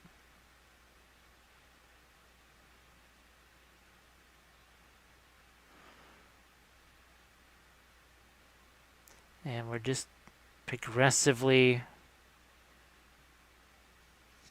starting to set up this, again, the interior glow. It's oddly enough, it's going to be more of a challenge on this much larger bust. You have this wider surface area.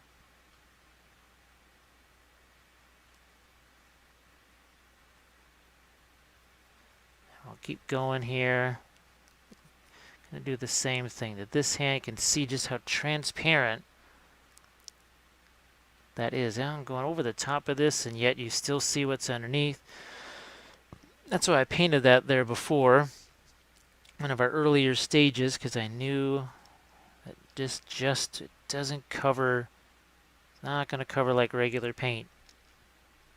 It's going to be super translucent, even though it's pretty darn thick.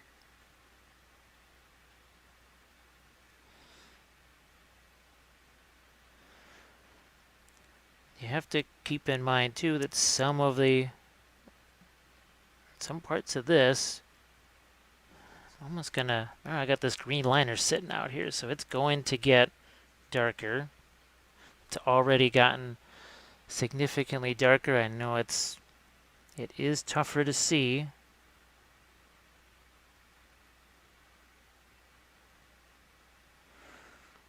And like everything else, you can go back in, like here, if I feel things need to be lighter after toning them down, I can come in with a finer brush and do that kind of work. Go in and just pick out some small areas.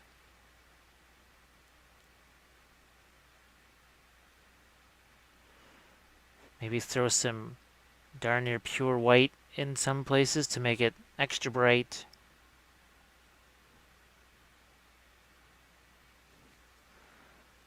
Alright, let's do a bit of darker shading on our hands here. And once again, I'm going to set this aside a bit. Now, maybe I can still keep going. Here, I'm going to throw more of the green liner into that mix. Continue to darken it down.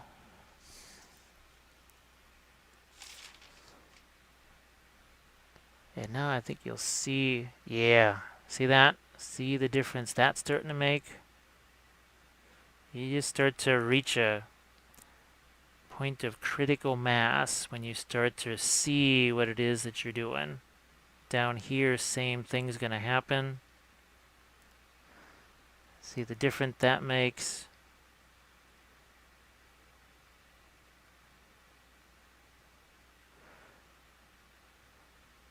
And we haven't approached the darkest dark yet. This is the other reason why I didn't get too concerned when we put this next to the torso, and the torso just looked so incredibly light. Or dark next to it, because, well, we didn't have this. Now that we're starting to get this, here, let's get the side of that dragon head here so you can see that. Again, not a dry brush. It may look that way, but it's not. So now it starts to, some of the dragon scales are starting to pop out here. These ears especially, all of this stuff here, the scales on the head, that's all going to be some of the darkest stuff.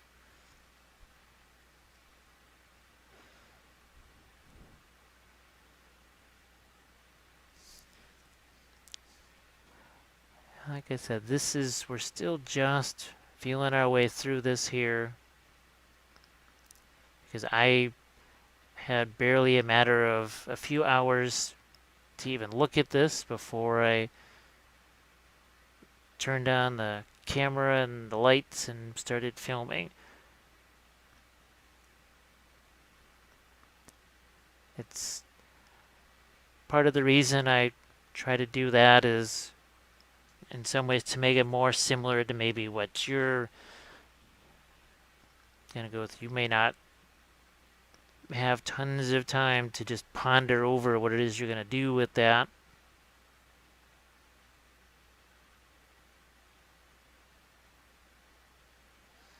So yeah, that definitely right there is starting to give me a little more overall shape to this.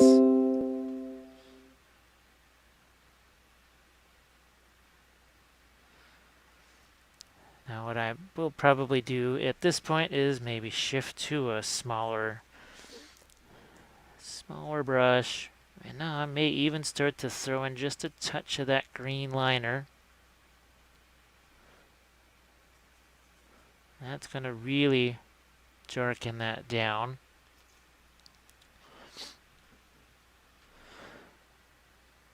One reason to do that is if I want these eyes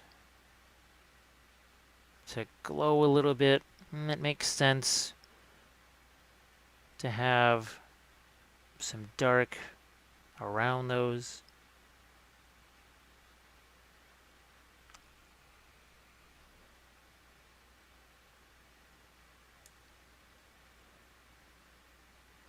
Here we go. And you'll really see it here.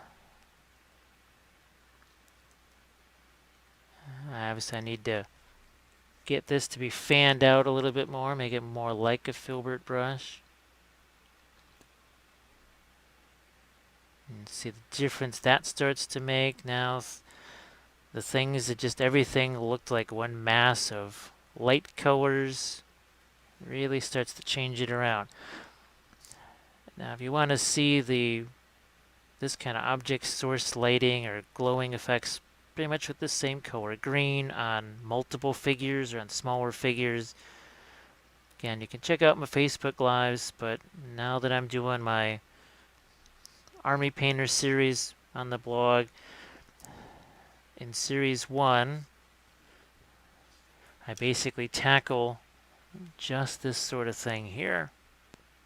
The same sort of green glow, and ironically enough, one of the, I think it's the champion character, whatever, has a conjured dragon, but in 28mm form. So again, we're starting to be a little more targeted here. a little more careful.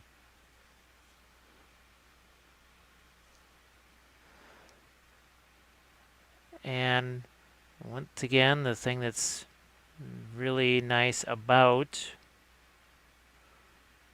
the clear inliner paints is they dry super matte.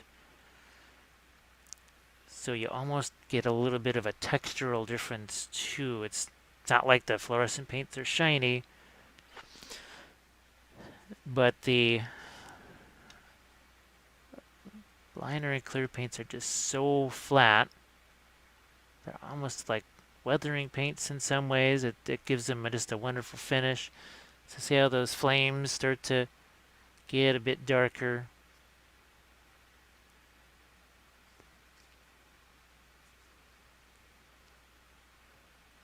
And with each progression of this that I do, I'm sure this probably, for those of you that do the layering thing, you've layered things many times, but probably not started light and layered dark after dark after dark, making things progressively darker.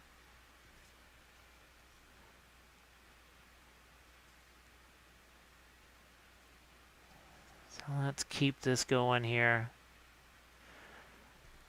What I'll do is, I think you get the general gist of what's happening here. So I'll just go in and do the rest of this. And let's just see how dark we want to go. So this is, I'm going to get out some more of that clear green. And once again, this will show us just what's the limit of dark that we want.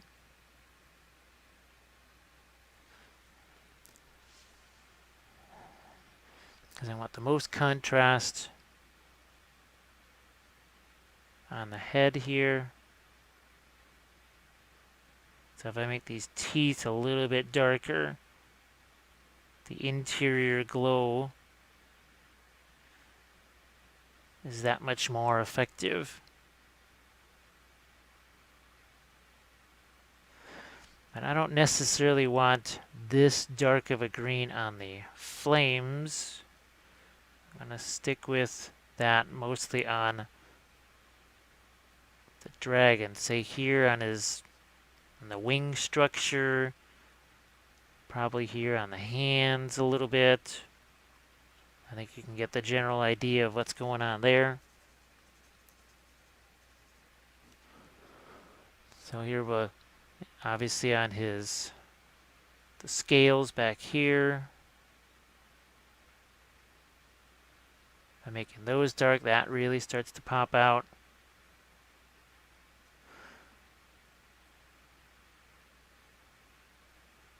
Do some more of these, and I will go back and forth, may lighten some things up depending on, and like I said before, when you put it together, you may say, well, okay, that looked fine when I was just holding that isolated piece in my hand. But now that I see the whole thing together, I think I need to revise this.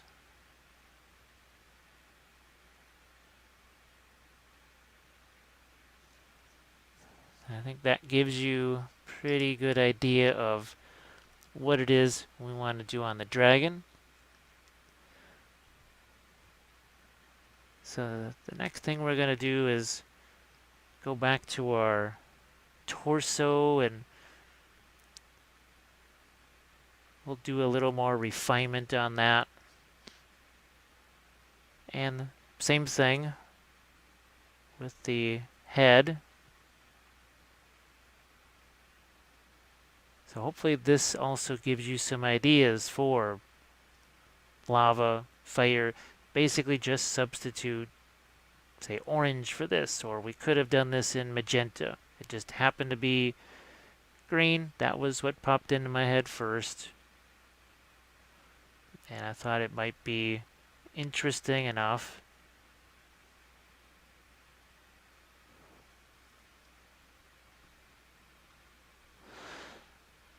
So we'll get back into get back into the torso now after I mess around with this for a little bit more.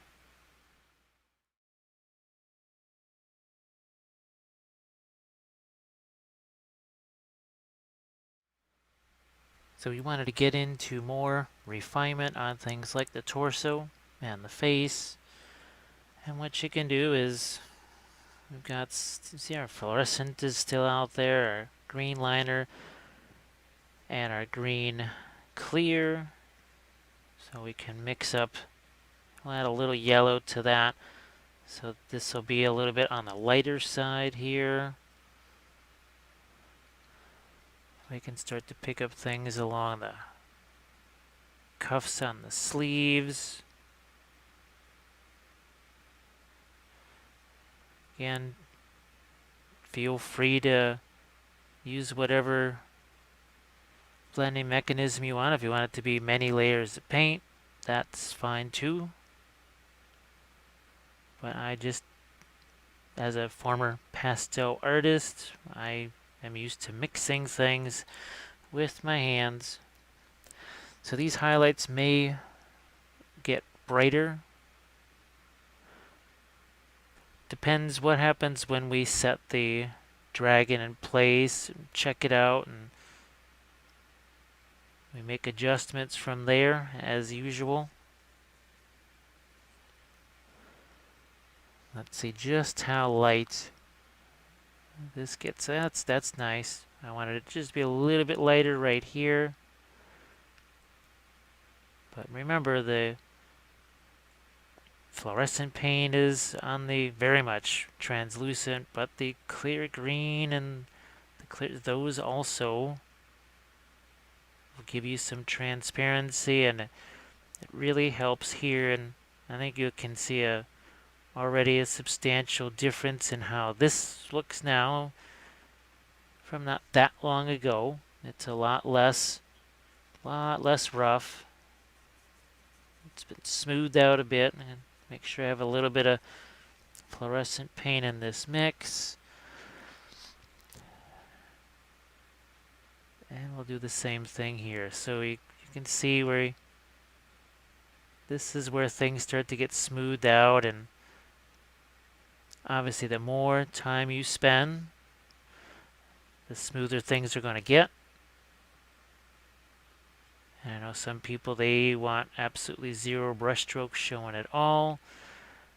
It's not really that way for me. That's not a big deal. Again, as a 2D painter, showing brush strokes was not the most horrible thing in the world to do. It essentially told people this is not a photograph. So again, I have no idea just how it's different when you've got an entire miniature that you're working on. There's a little less, I would say, a little less of the guesswork involved because you've got everything all together all at once.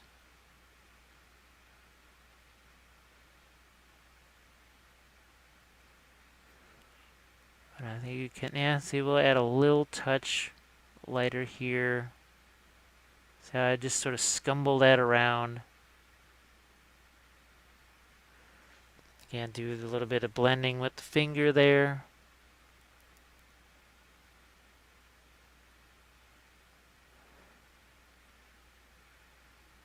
And it's not to say that I can't reach in here once the dragon's on there. I just think there's very little chance that you'll be able to see that, which would sort of defeat the purpose. So in these interior areas, they're just really dark. I've got the brightness on the camera turned down, so they're not actually as dark as they might look there on screen.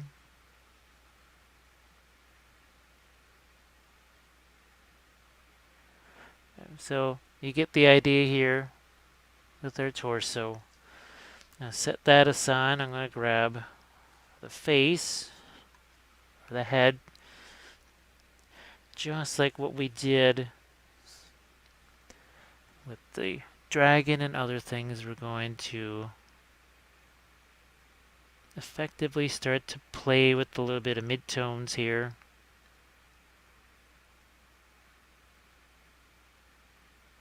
So like that. You can always take away some of the excess.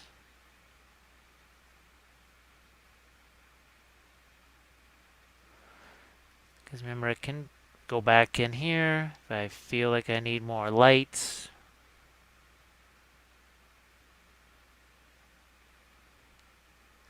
But one of the big things I just remember when we had this kind of all pieces together was that this definitely needed to catch more light, the interior of this hood.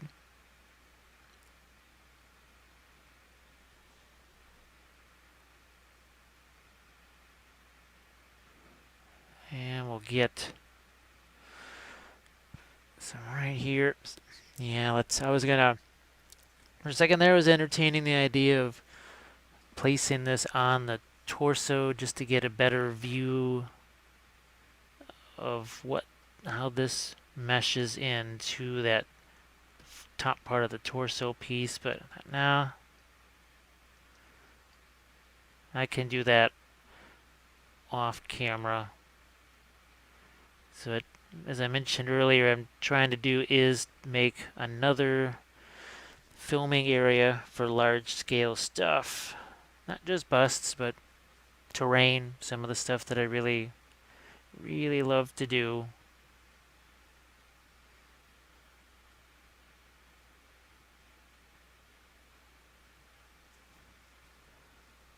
And we'll get the interior of this.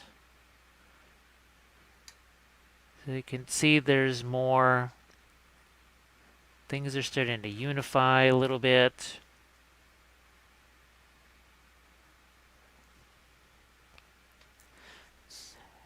And let's say we can even start to think about maybe making some things lighter.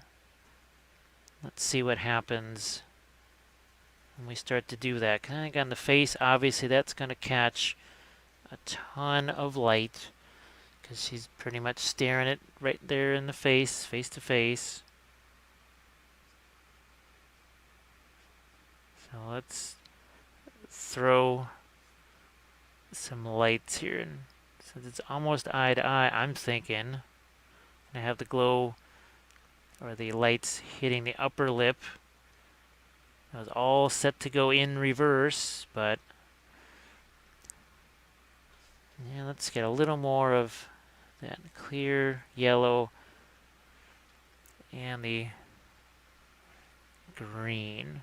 That's hitting it with the fluorescence.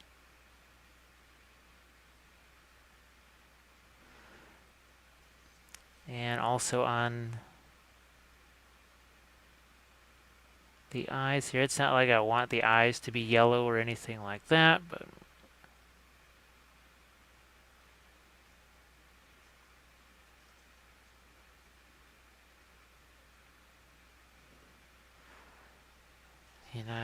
I'm trying to also shift the color temperature a bit to make it more interesting so it's not just one uniform green. So the lower lip here, that's going to get a light.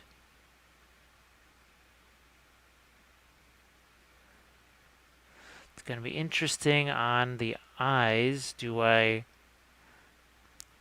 I've got irises and pupils to paint in there. I don't want those to get wiped out by this glow. So it's all part of the challenge.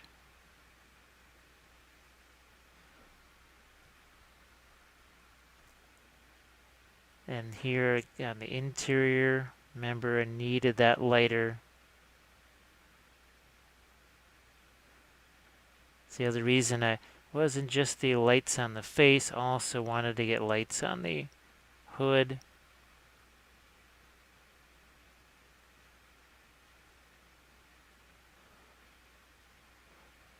And also we have to make sure that figure out just where the lights are going to be hitting the hair. Now you can see why I went in there with the glazes to darken that down earlier. Chest here is definitely going to pick up some of that glow.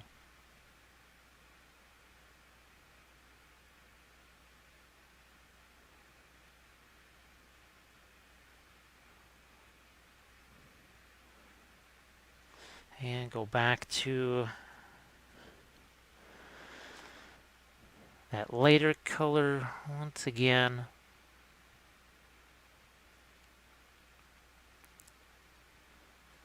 Yeah, I think just like the torso and the robe and everything started to pick up a little more form and shape and start to look like what you would expect. Now this starts to do a similar thing.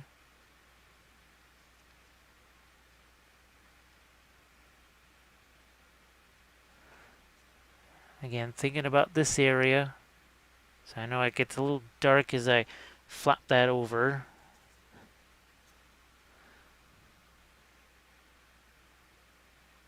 And the same thing here.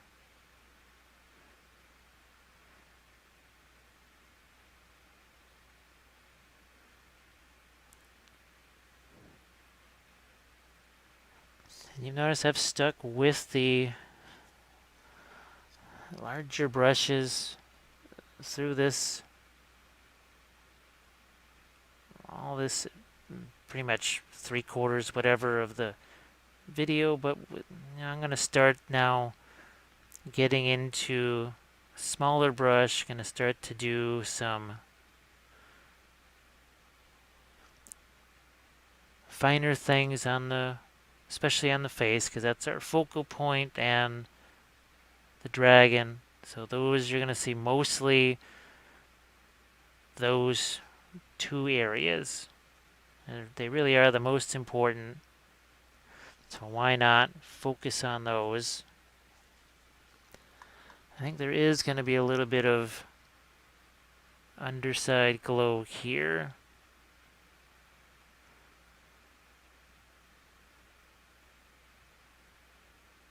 Just a touch there.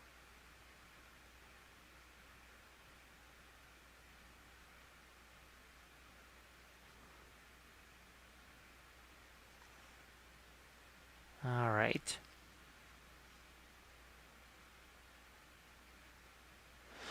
So if, let's say, all right, I'm going to grab a somewhat smaller brush and we'll play around with that and see what we get. Obviously the eyes, well, those are going to be on the lighter side no matter what. So let's get, so check out what that does. Everything looked so light before. Well, guess what?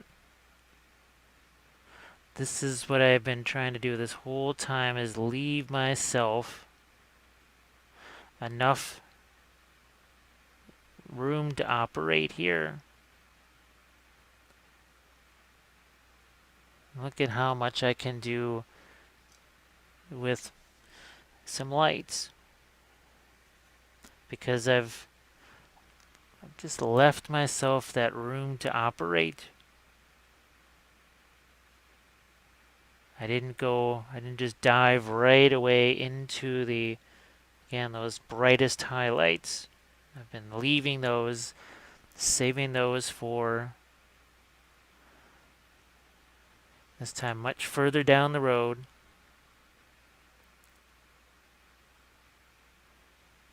Here, let's get this over this way, and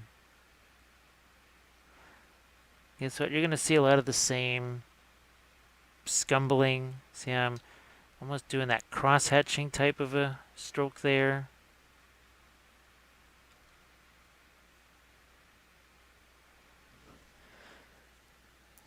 And you can see what happens when we start to put highlights on the hair. That starts to stand out now.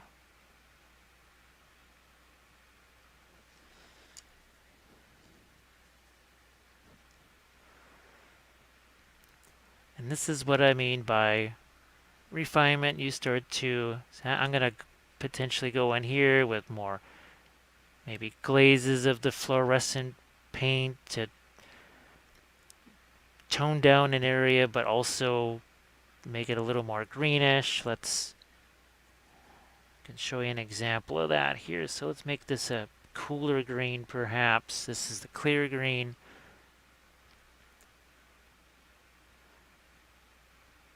So yeah, this is what this is doing is it's not so much darkening it down, it's maybe just shifting the tone a little bit.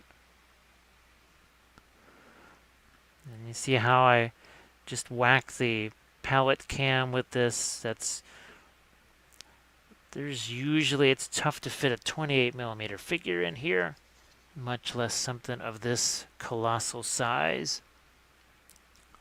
But as before,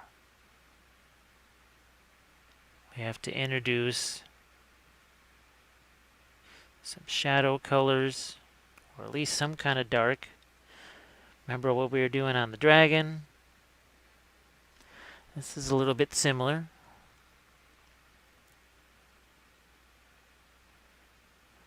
And what I'm doing is just trying to establish some shadow and shape here, and I will inject a little bit of, I guess, more living color in there, something that's a little less just green. But like with the robe, some of those other sections, I need to set that up first. So now there's getting to be a little more shape in that face.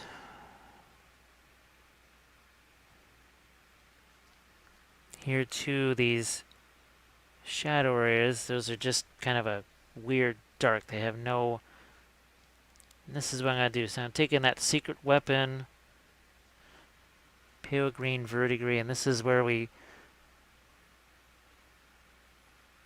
start to shift this more towards away from that super atomic warm green to something that's more bluish.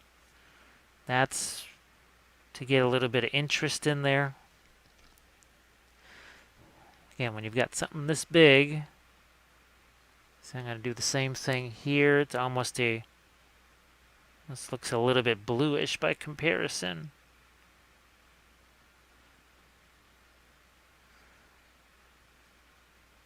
Even on the chin a little bit. On the cheeks a little bit. So that's the whole idea is, let's see what happens if I throw a little bit of the yellow in there. So I'm going after this corner of the eye here.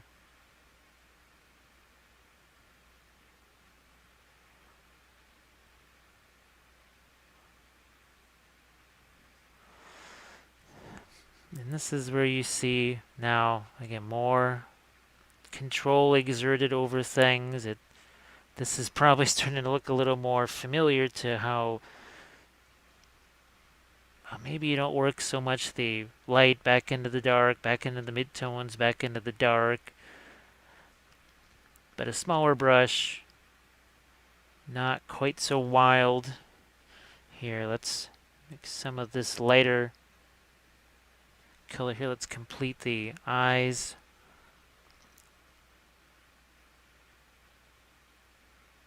So now we have a slightly different color on the eyes. Because eyes, effectively, that's a circle. It's a circle inside a socket.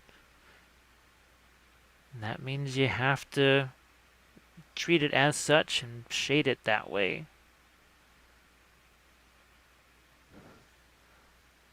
Oops, sorry, that went off camera there a little bit. What I'm even going to do is, what the heck, we're going to even introduce some actual white. Just throw this out there. Just wanted you to see what that's going to do. I've got some of my clear yellow still.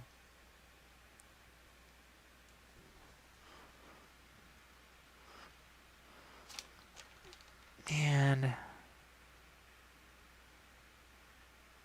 once again, I need to find my brightest lights here.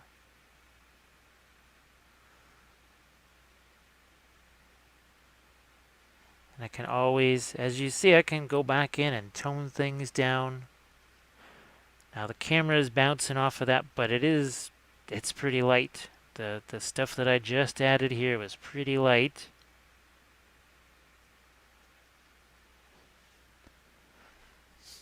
And I may even go a little bit lighter here where I really think that dragon's going to be casting some light.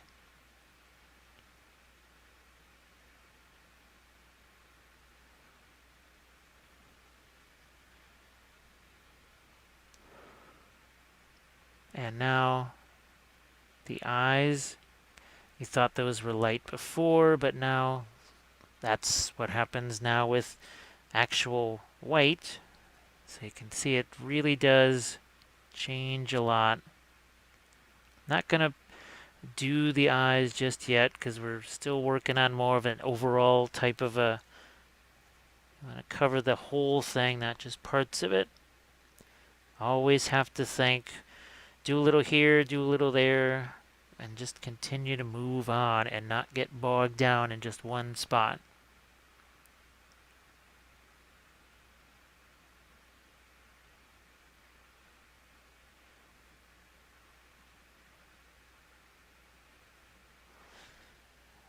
And I'm adding a little more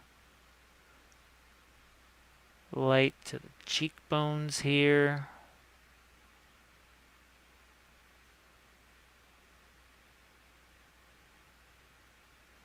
Constantly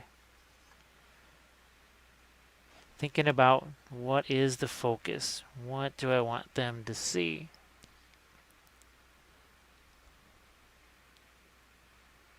And as I start to work on the individual strands here, see, I'll bring out a portion of this. It's not going to highlight each strand equally. We don't want that.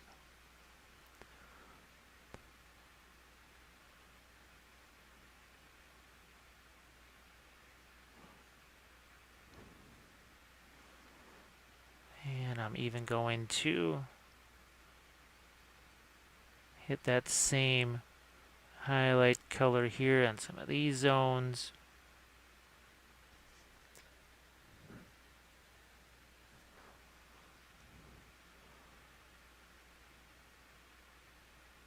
Some lights here.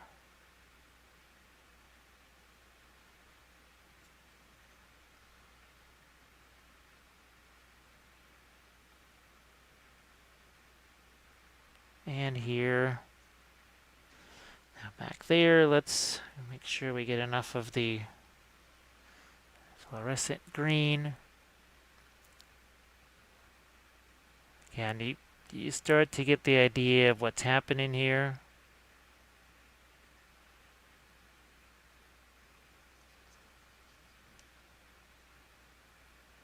Same thing here. And let's get a little more light underneath here. And I'm also watering that down a bit.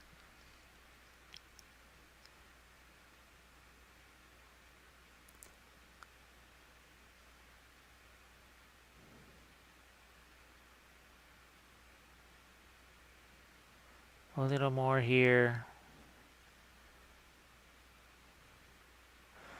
And hopefully, I don't know if I think it does show up a little bit on screen. I just am hoping that people can see where there is a difference, where it's more yellowish in some parts, a little more that cool green in others.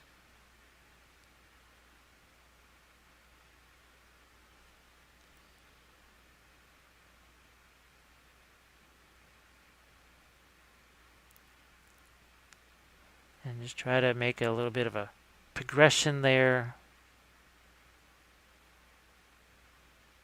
Also have to think about what sort of look is the What am I going to do with the eyes? Where are they? Are they just looking dead ahead, or are they going to be offset a little bit? Because you probably should be looking the dragon in the face. So that's something I'm going to do off camera as I once again try and figure out exactly where that is situated.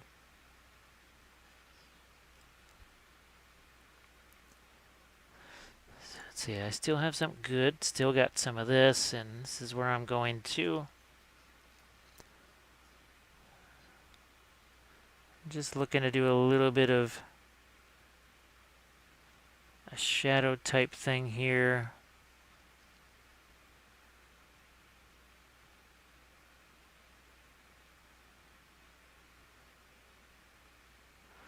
So that's pretty much what I'm going to now focus on for the rest of this. Really will focus in on the face here, because that's where all the action is. Then and then on the dragon too. And do the sort of finishing things on that, like here. Well, since we've got our light paints out here. Oh, what have we got here?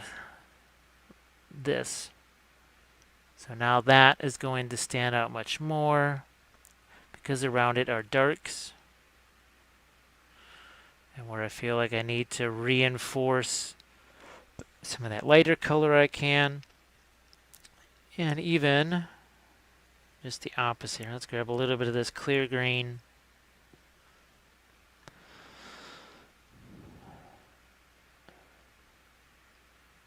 See, and do a similar thing here like I did to the face. Just say, all right, it's rough there, or I'm going to change. See, I'm putting a little bit of that bluish green into there. Because, well, I can exert a little more control with the smaller brush, as you might imagine.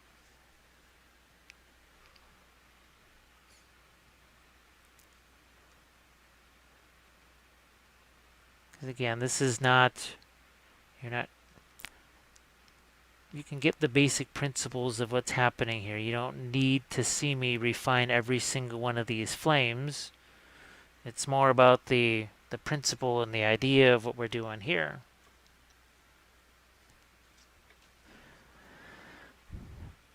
So we'll be back with a little more on the face here, especially, and the dragon.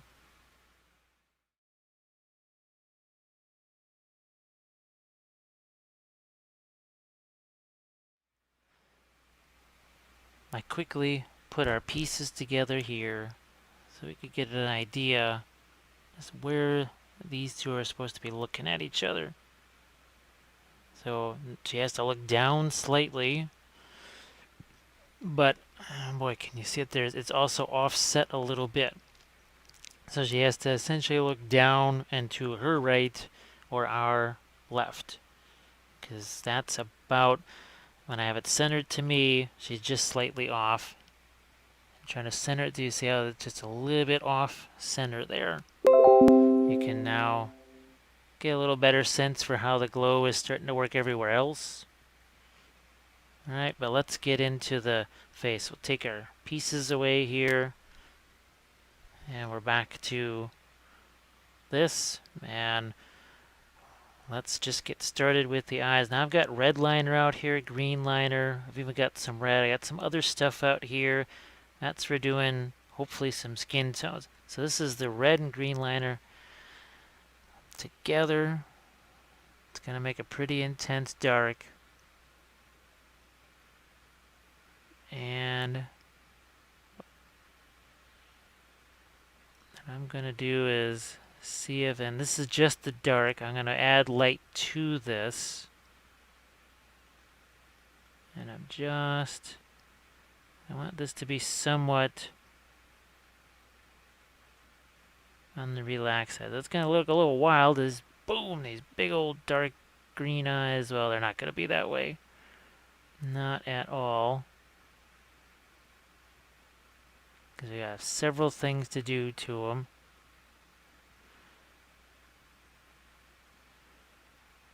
And again, to have it looking down, I almost need to have it touching that lower lid. I need to also think about other places where there would be some dark, and that's on the lips too.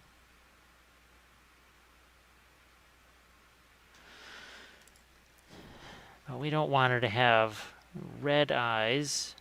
What we're going to do is now start to bring in some lighter greens here. It's not going to look that way, but guess what we have? Some other lighter greens out here, and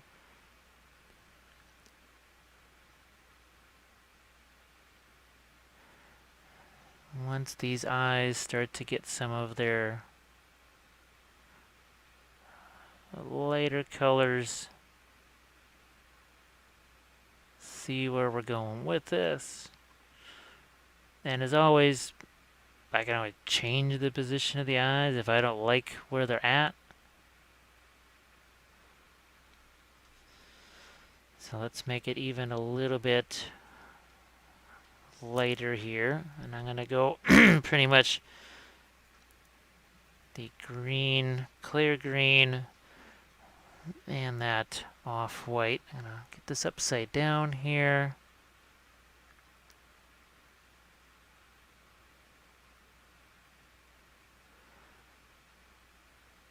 And this is where we're going with. I think you start to get the general idea of what's happening here.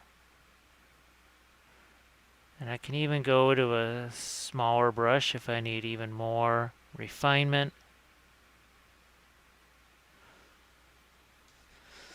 And then I'm going to actually add a little bit of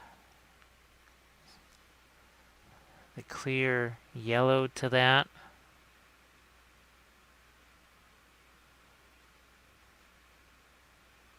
So all of a sudden, there's just a little bit more of a, yeah, the eyes now not just two gigantic blobs in there anymore. And I turned up the color intensity. That's, again, you're starting to see more what I'm seeing with the color intensity. I actually had to tone it down that much. Now we also want to maybe see about an eyebrow here.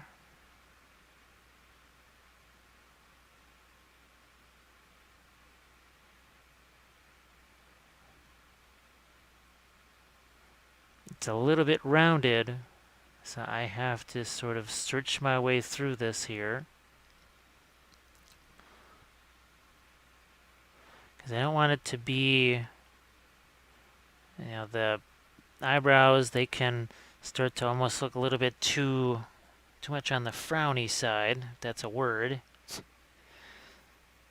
Now I'm going to make some some kind of more of a skin-colored shadow here.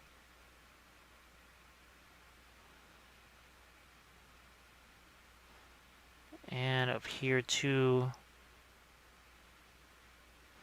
It's also going to enhance that glow a little bit. Here, let's get some white in that. A touch of yellow in there too.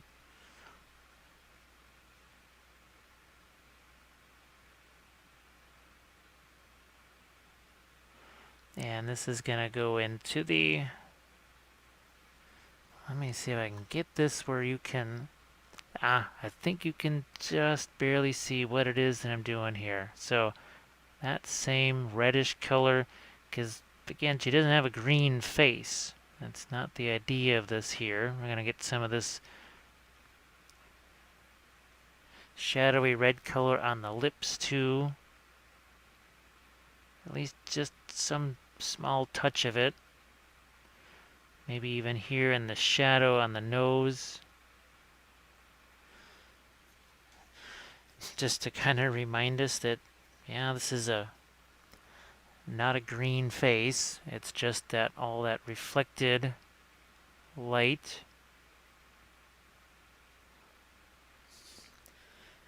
And again, take some of that clear green. See, we'll start to mesh these together here a little bit.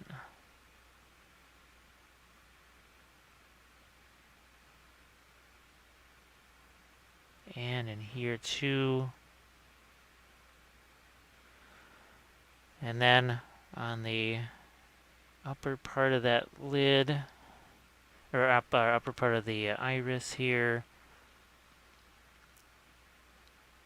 almost a little bit of a reverse gemstone type thing.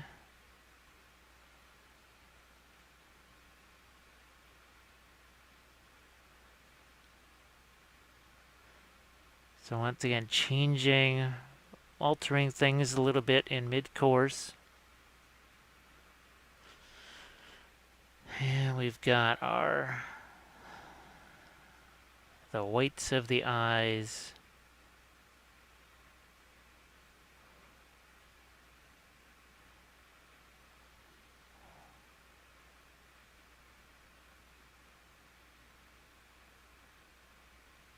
So what I'm going to do is actually make the eyes attach more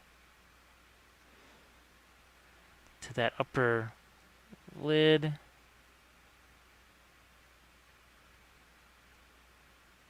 Again, making a little bit of a change. Always thinking this is more of a white right here.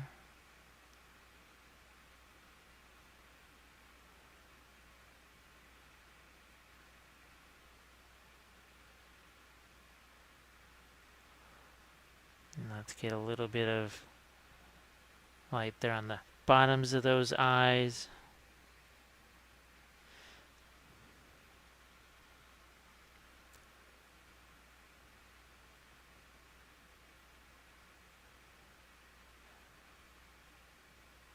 And again, we can go back and forth. I'm lightening some things.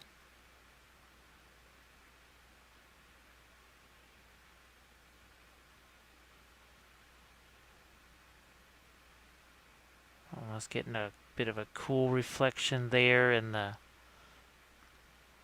lip color. So let's go with this bit of clear green here. And do a few glazes into the eyes.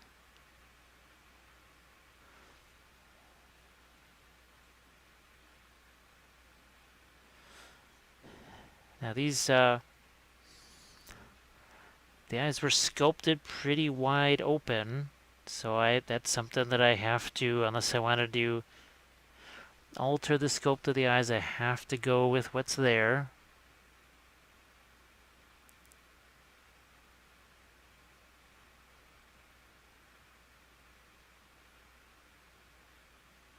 And let's see. Let's raise up this a little bit here too.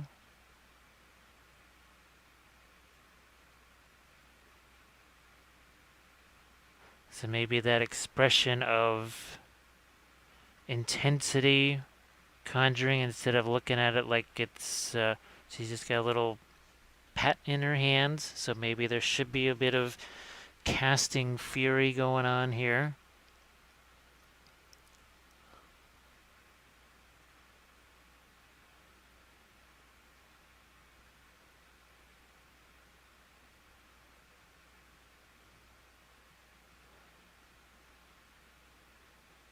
And you can see it's, again, don't want to completely wipe out anything that is skin tone. Just eliminate it completely, so I'll bring some back here. Just a little bit of it back.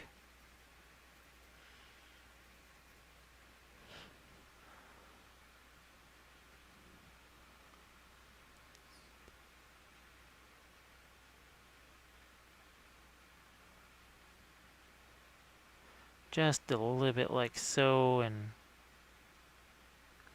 Again, thinking about some, here, let's get a little touch of that red liner here and try and put a little more skin color in these shadows where there just wouldn't be any of that greenish light hitting. So I'm trying to even get a little bit of red here on the upper lip.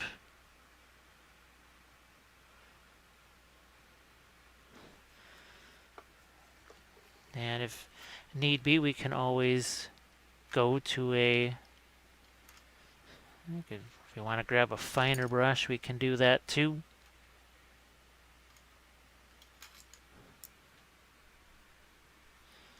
Let's see what we've got for that.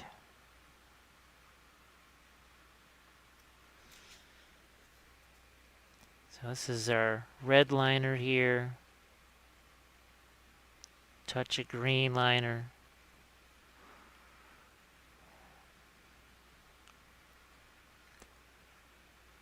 So maybe that was the intention of the sculpt, was to give it that intensity of casting, this conjuring up this creature.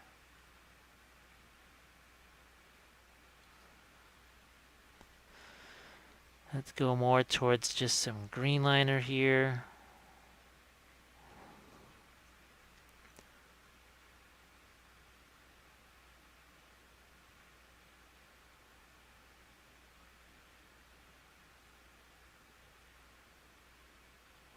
And you can see we're kind of shading our irises here. Got the pupils set inside.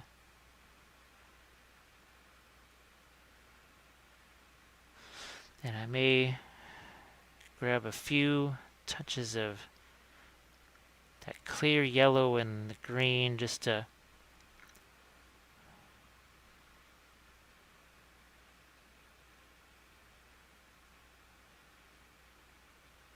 and bring more focus into the eyes.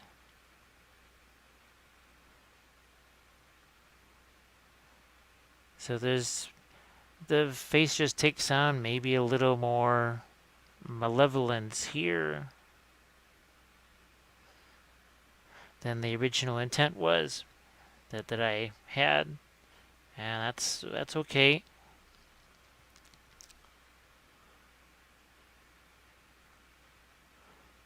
Now a couple things that I can do. I can take some of my secret weapon water effects type stuff there and put it over the eyes to make those extra glossy, and then it would carry some more reflections.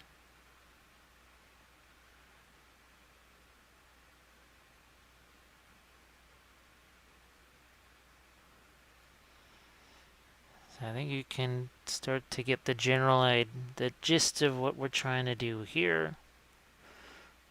Now, let's see. I don't think I have any fluorescent green sitting out on the palette. Now I do. Sorry that the palette is moving around so much. Normally tape it down. I think I just plain forgot this time.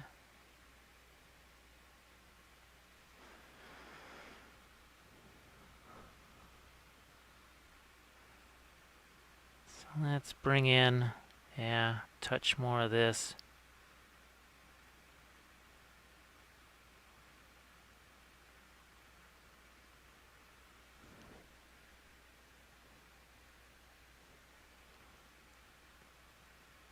And I just need a little more fluorescent glow in some places. I'm just starting to get, there just wasn't enough of it. And let's see if we can get a few strands of hair to be a little bit lighter.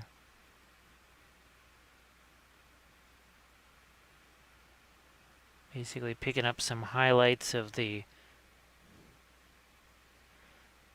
hair. Get some of that. you can see, here, let me move this over so you can see some of that.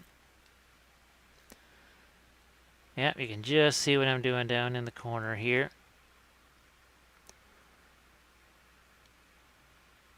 And again, just looking for something to get a few highlights on these strands of hair.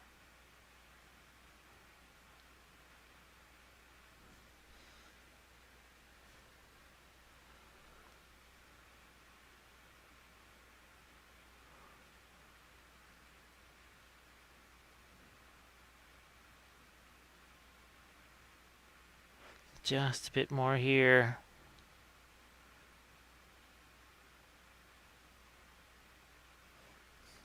So again, you folks that have a bit more time to spend on yours than I've had to spend on this, well, you do spend as much time as you want. Again, you don't have to have this be glowing or anything like that. Just to give you some thoughts on what you can do with fluorescent paints and how to control those, how to keep them from getting too intense. See, I'm throwing a little more of that fluorescent green out here on the face where I want it to be. Yeah, I think this needs a little bit more here too.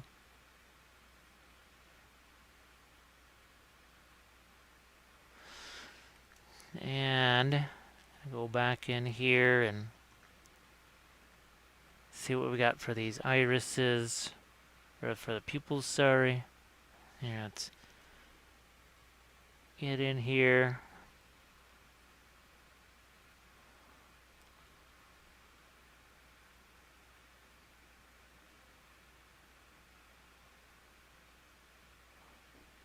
And try to round these out a little bit.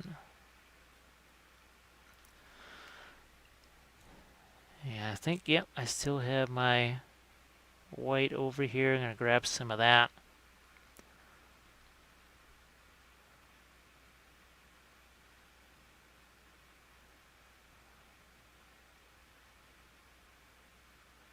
And I needed some of that to make the iris and pupil a little bit darker. So again, she's really looking intense here.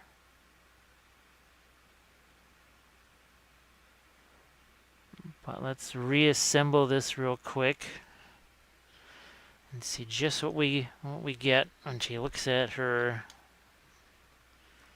dragon.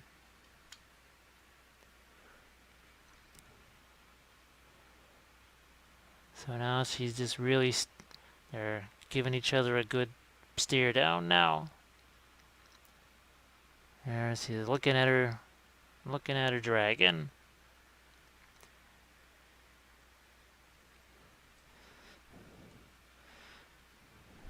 So yeah, we'll go back to the face since it is really the focal point of all of this. Just have to locate the brush that I was using. Kind of got mixed in with a whole bunch of other ones.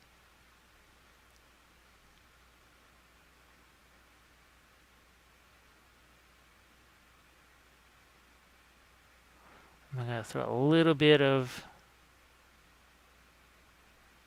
lights here so that there's just a little more expression. Because that's, I see sometimes faces that are, they're painted very nicely, lots of nice shading and everything else, but not maybe much expression, personality, whatever phrase you want to use. Just a little bit bland.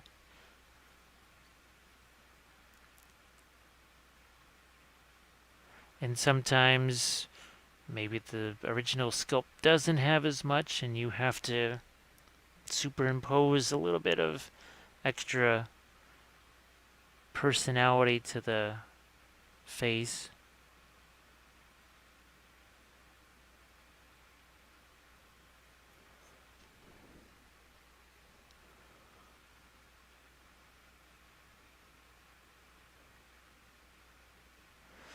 I think you can see a little bit of the pink there. I'm going to maybe there. I'm going to turn off that light there. So you can see there's just some of that flesh tone is still, it's still there. It's not completely gone. Not completely wiped away by all the green.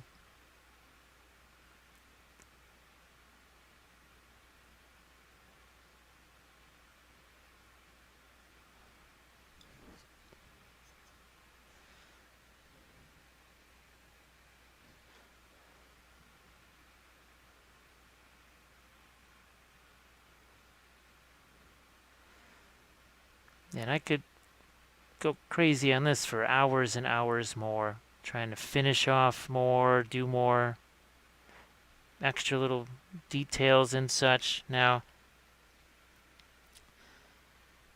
if I was just gonna say force the highlight issue, what I would do is take, so I got some of the white here, the off-white, whatever, and hit it right there. So see where I put that little dot? Gonna do another one right there. I think you see where that one went. Now I'm gonna get out some of the original white here again.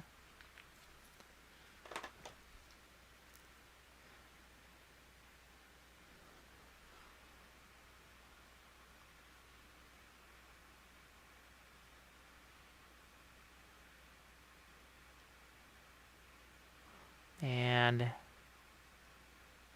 let's do a few more touches. Or I need some real intense highlights to be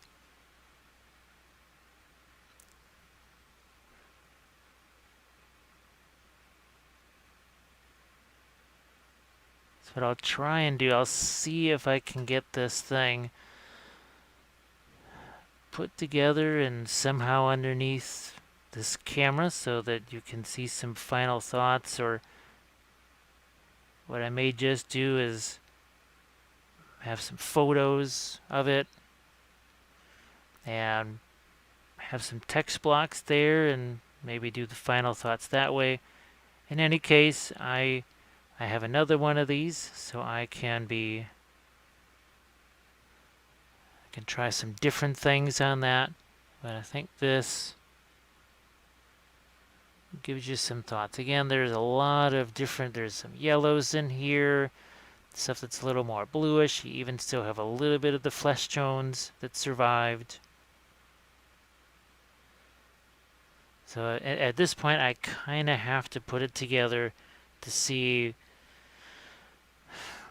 where certain lights should be and that sort of thing, but also I can't keep handling it.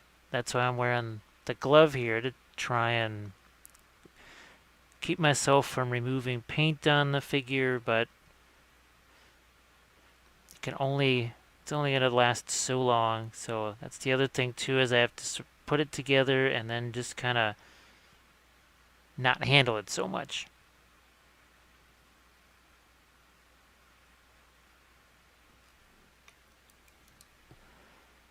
So again, you'll see how that is going to contrast with this, but even then, some of the same colors that are in here are now on our face. I think that's still good. I still have some clear green left.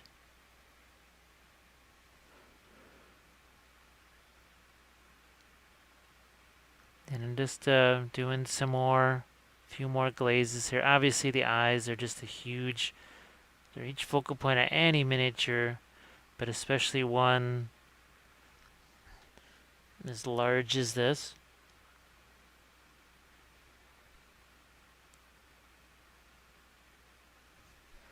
Where's that red liner? Let's get me some of that and some of the green.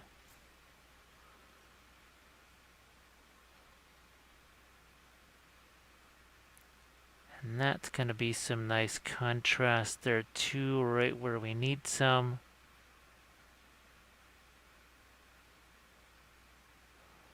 Same thing over here.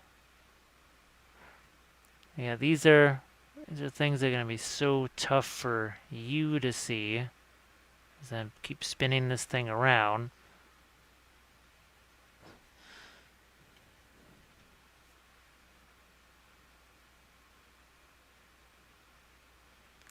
And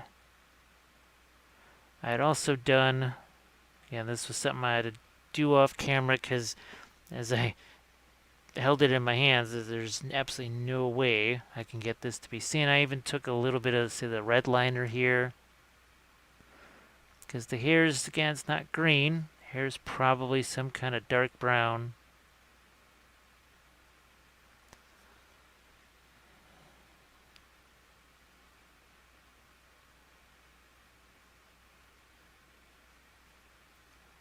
And I'm going to maybe even take a little more control. I'm going to bring the eye lid down just a smidge.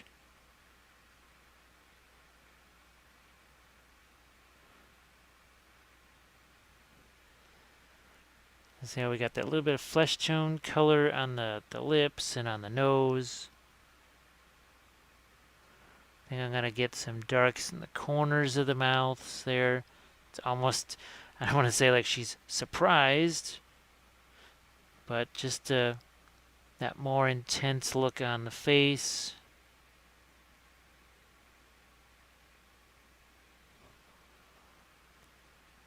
And let's see what we have here. I'm going to darken that down. Just use a little bit of the red liner.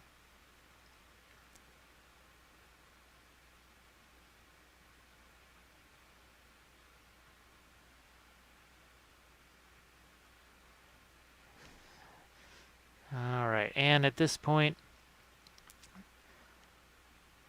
it's not really, I would obviously do more. It's not done per se, but it definitely gives you something that you can maybe build off of and think about when you go to do yours. So here, let's pop this together once again. All the pieces.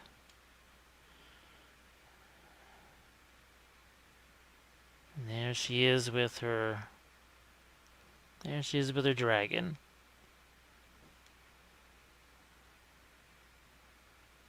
So thanks for watching. And again, I'll try and have some nice little collection of pictures for you to see. Maybe a little semi-slideshow with a few thoughts. You can see how the light reflects on her robe. Again, you saw how the face got refined as I spent a little more time on it. Same thing would happen to the dragon and everywhere else.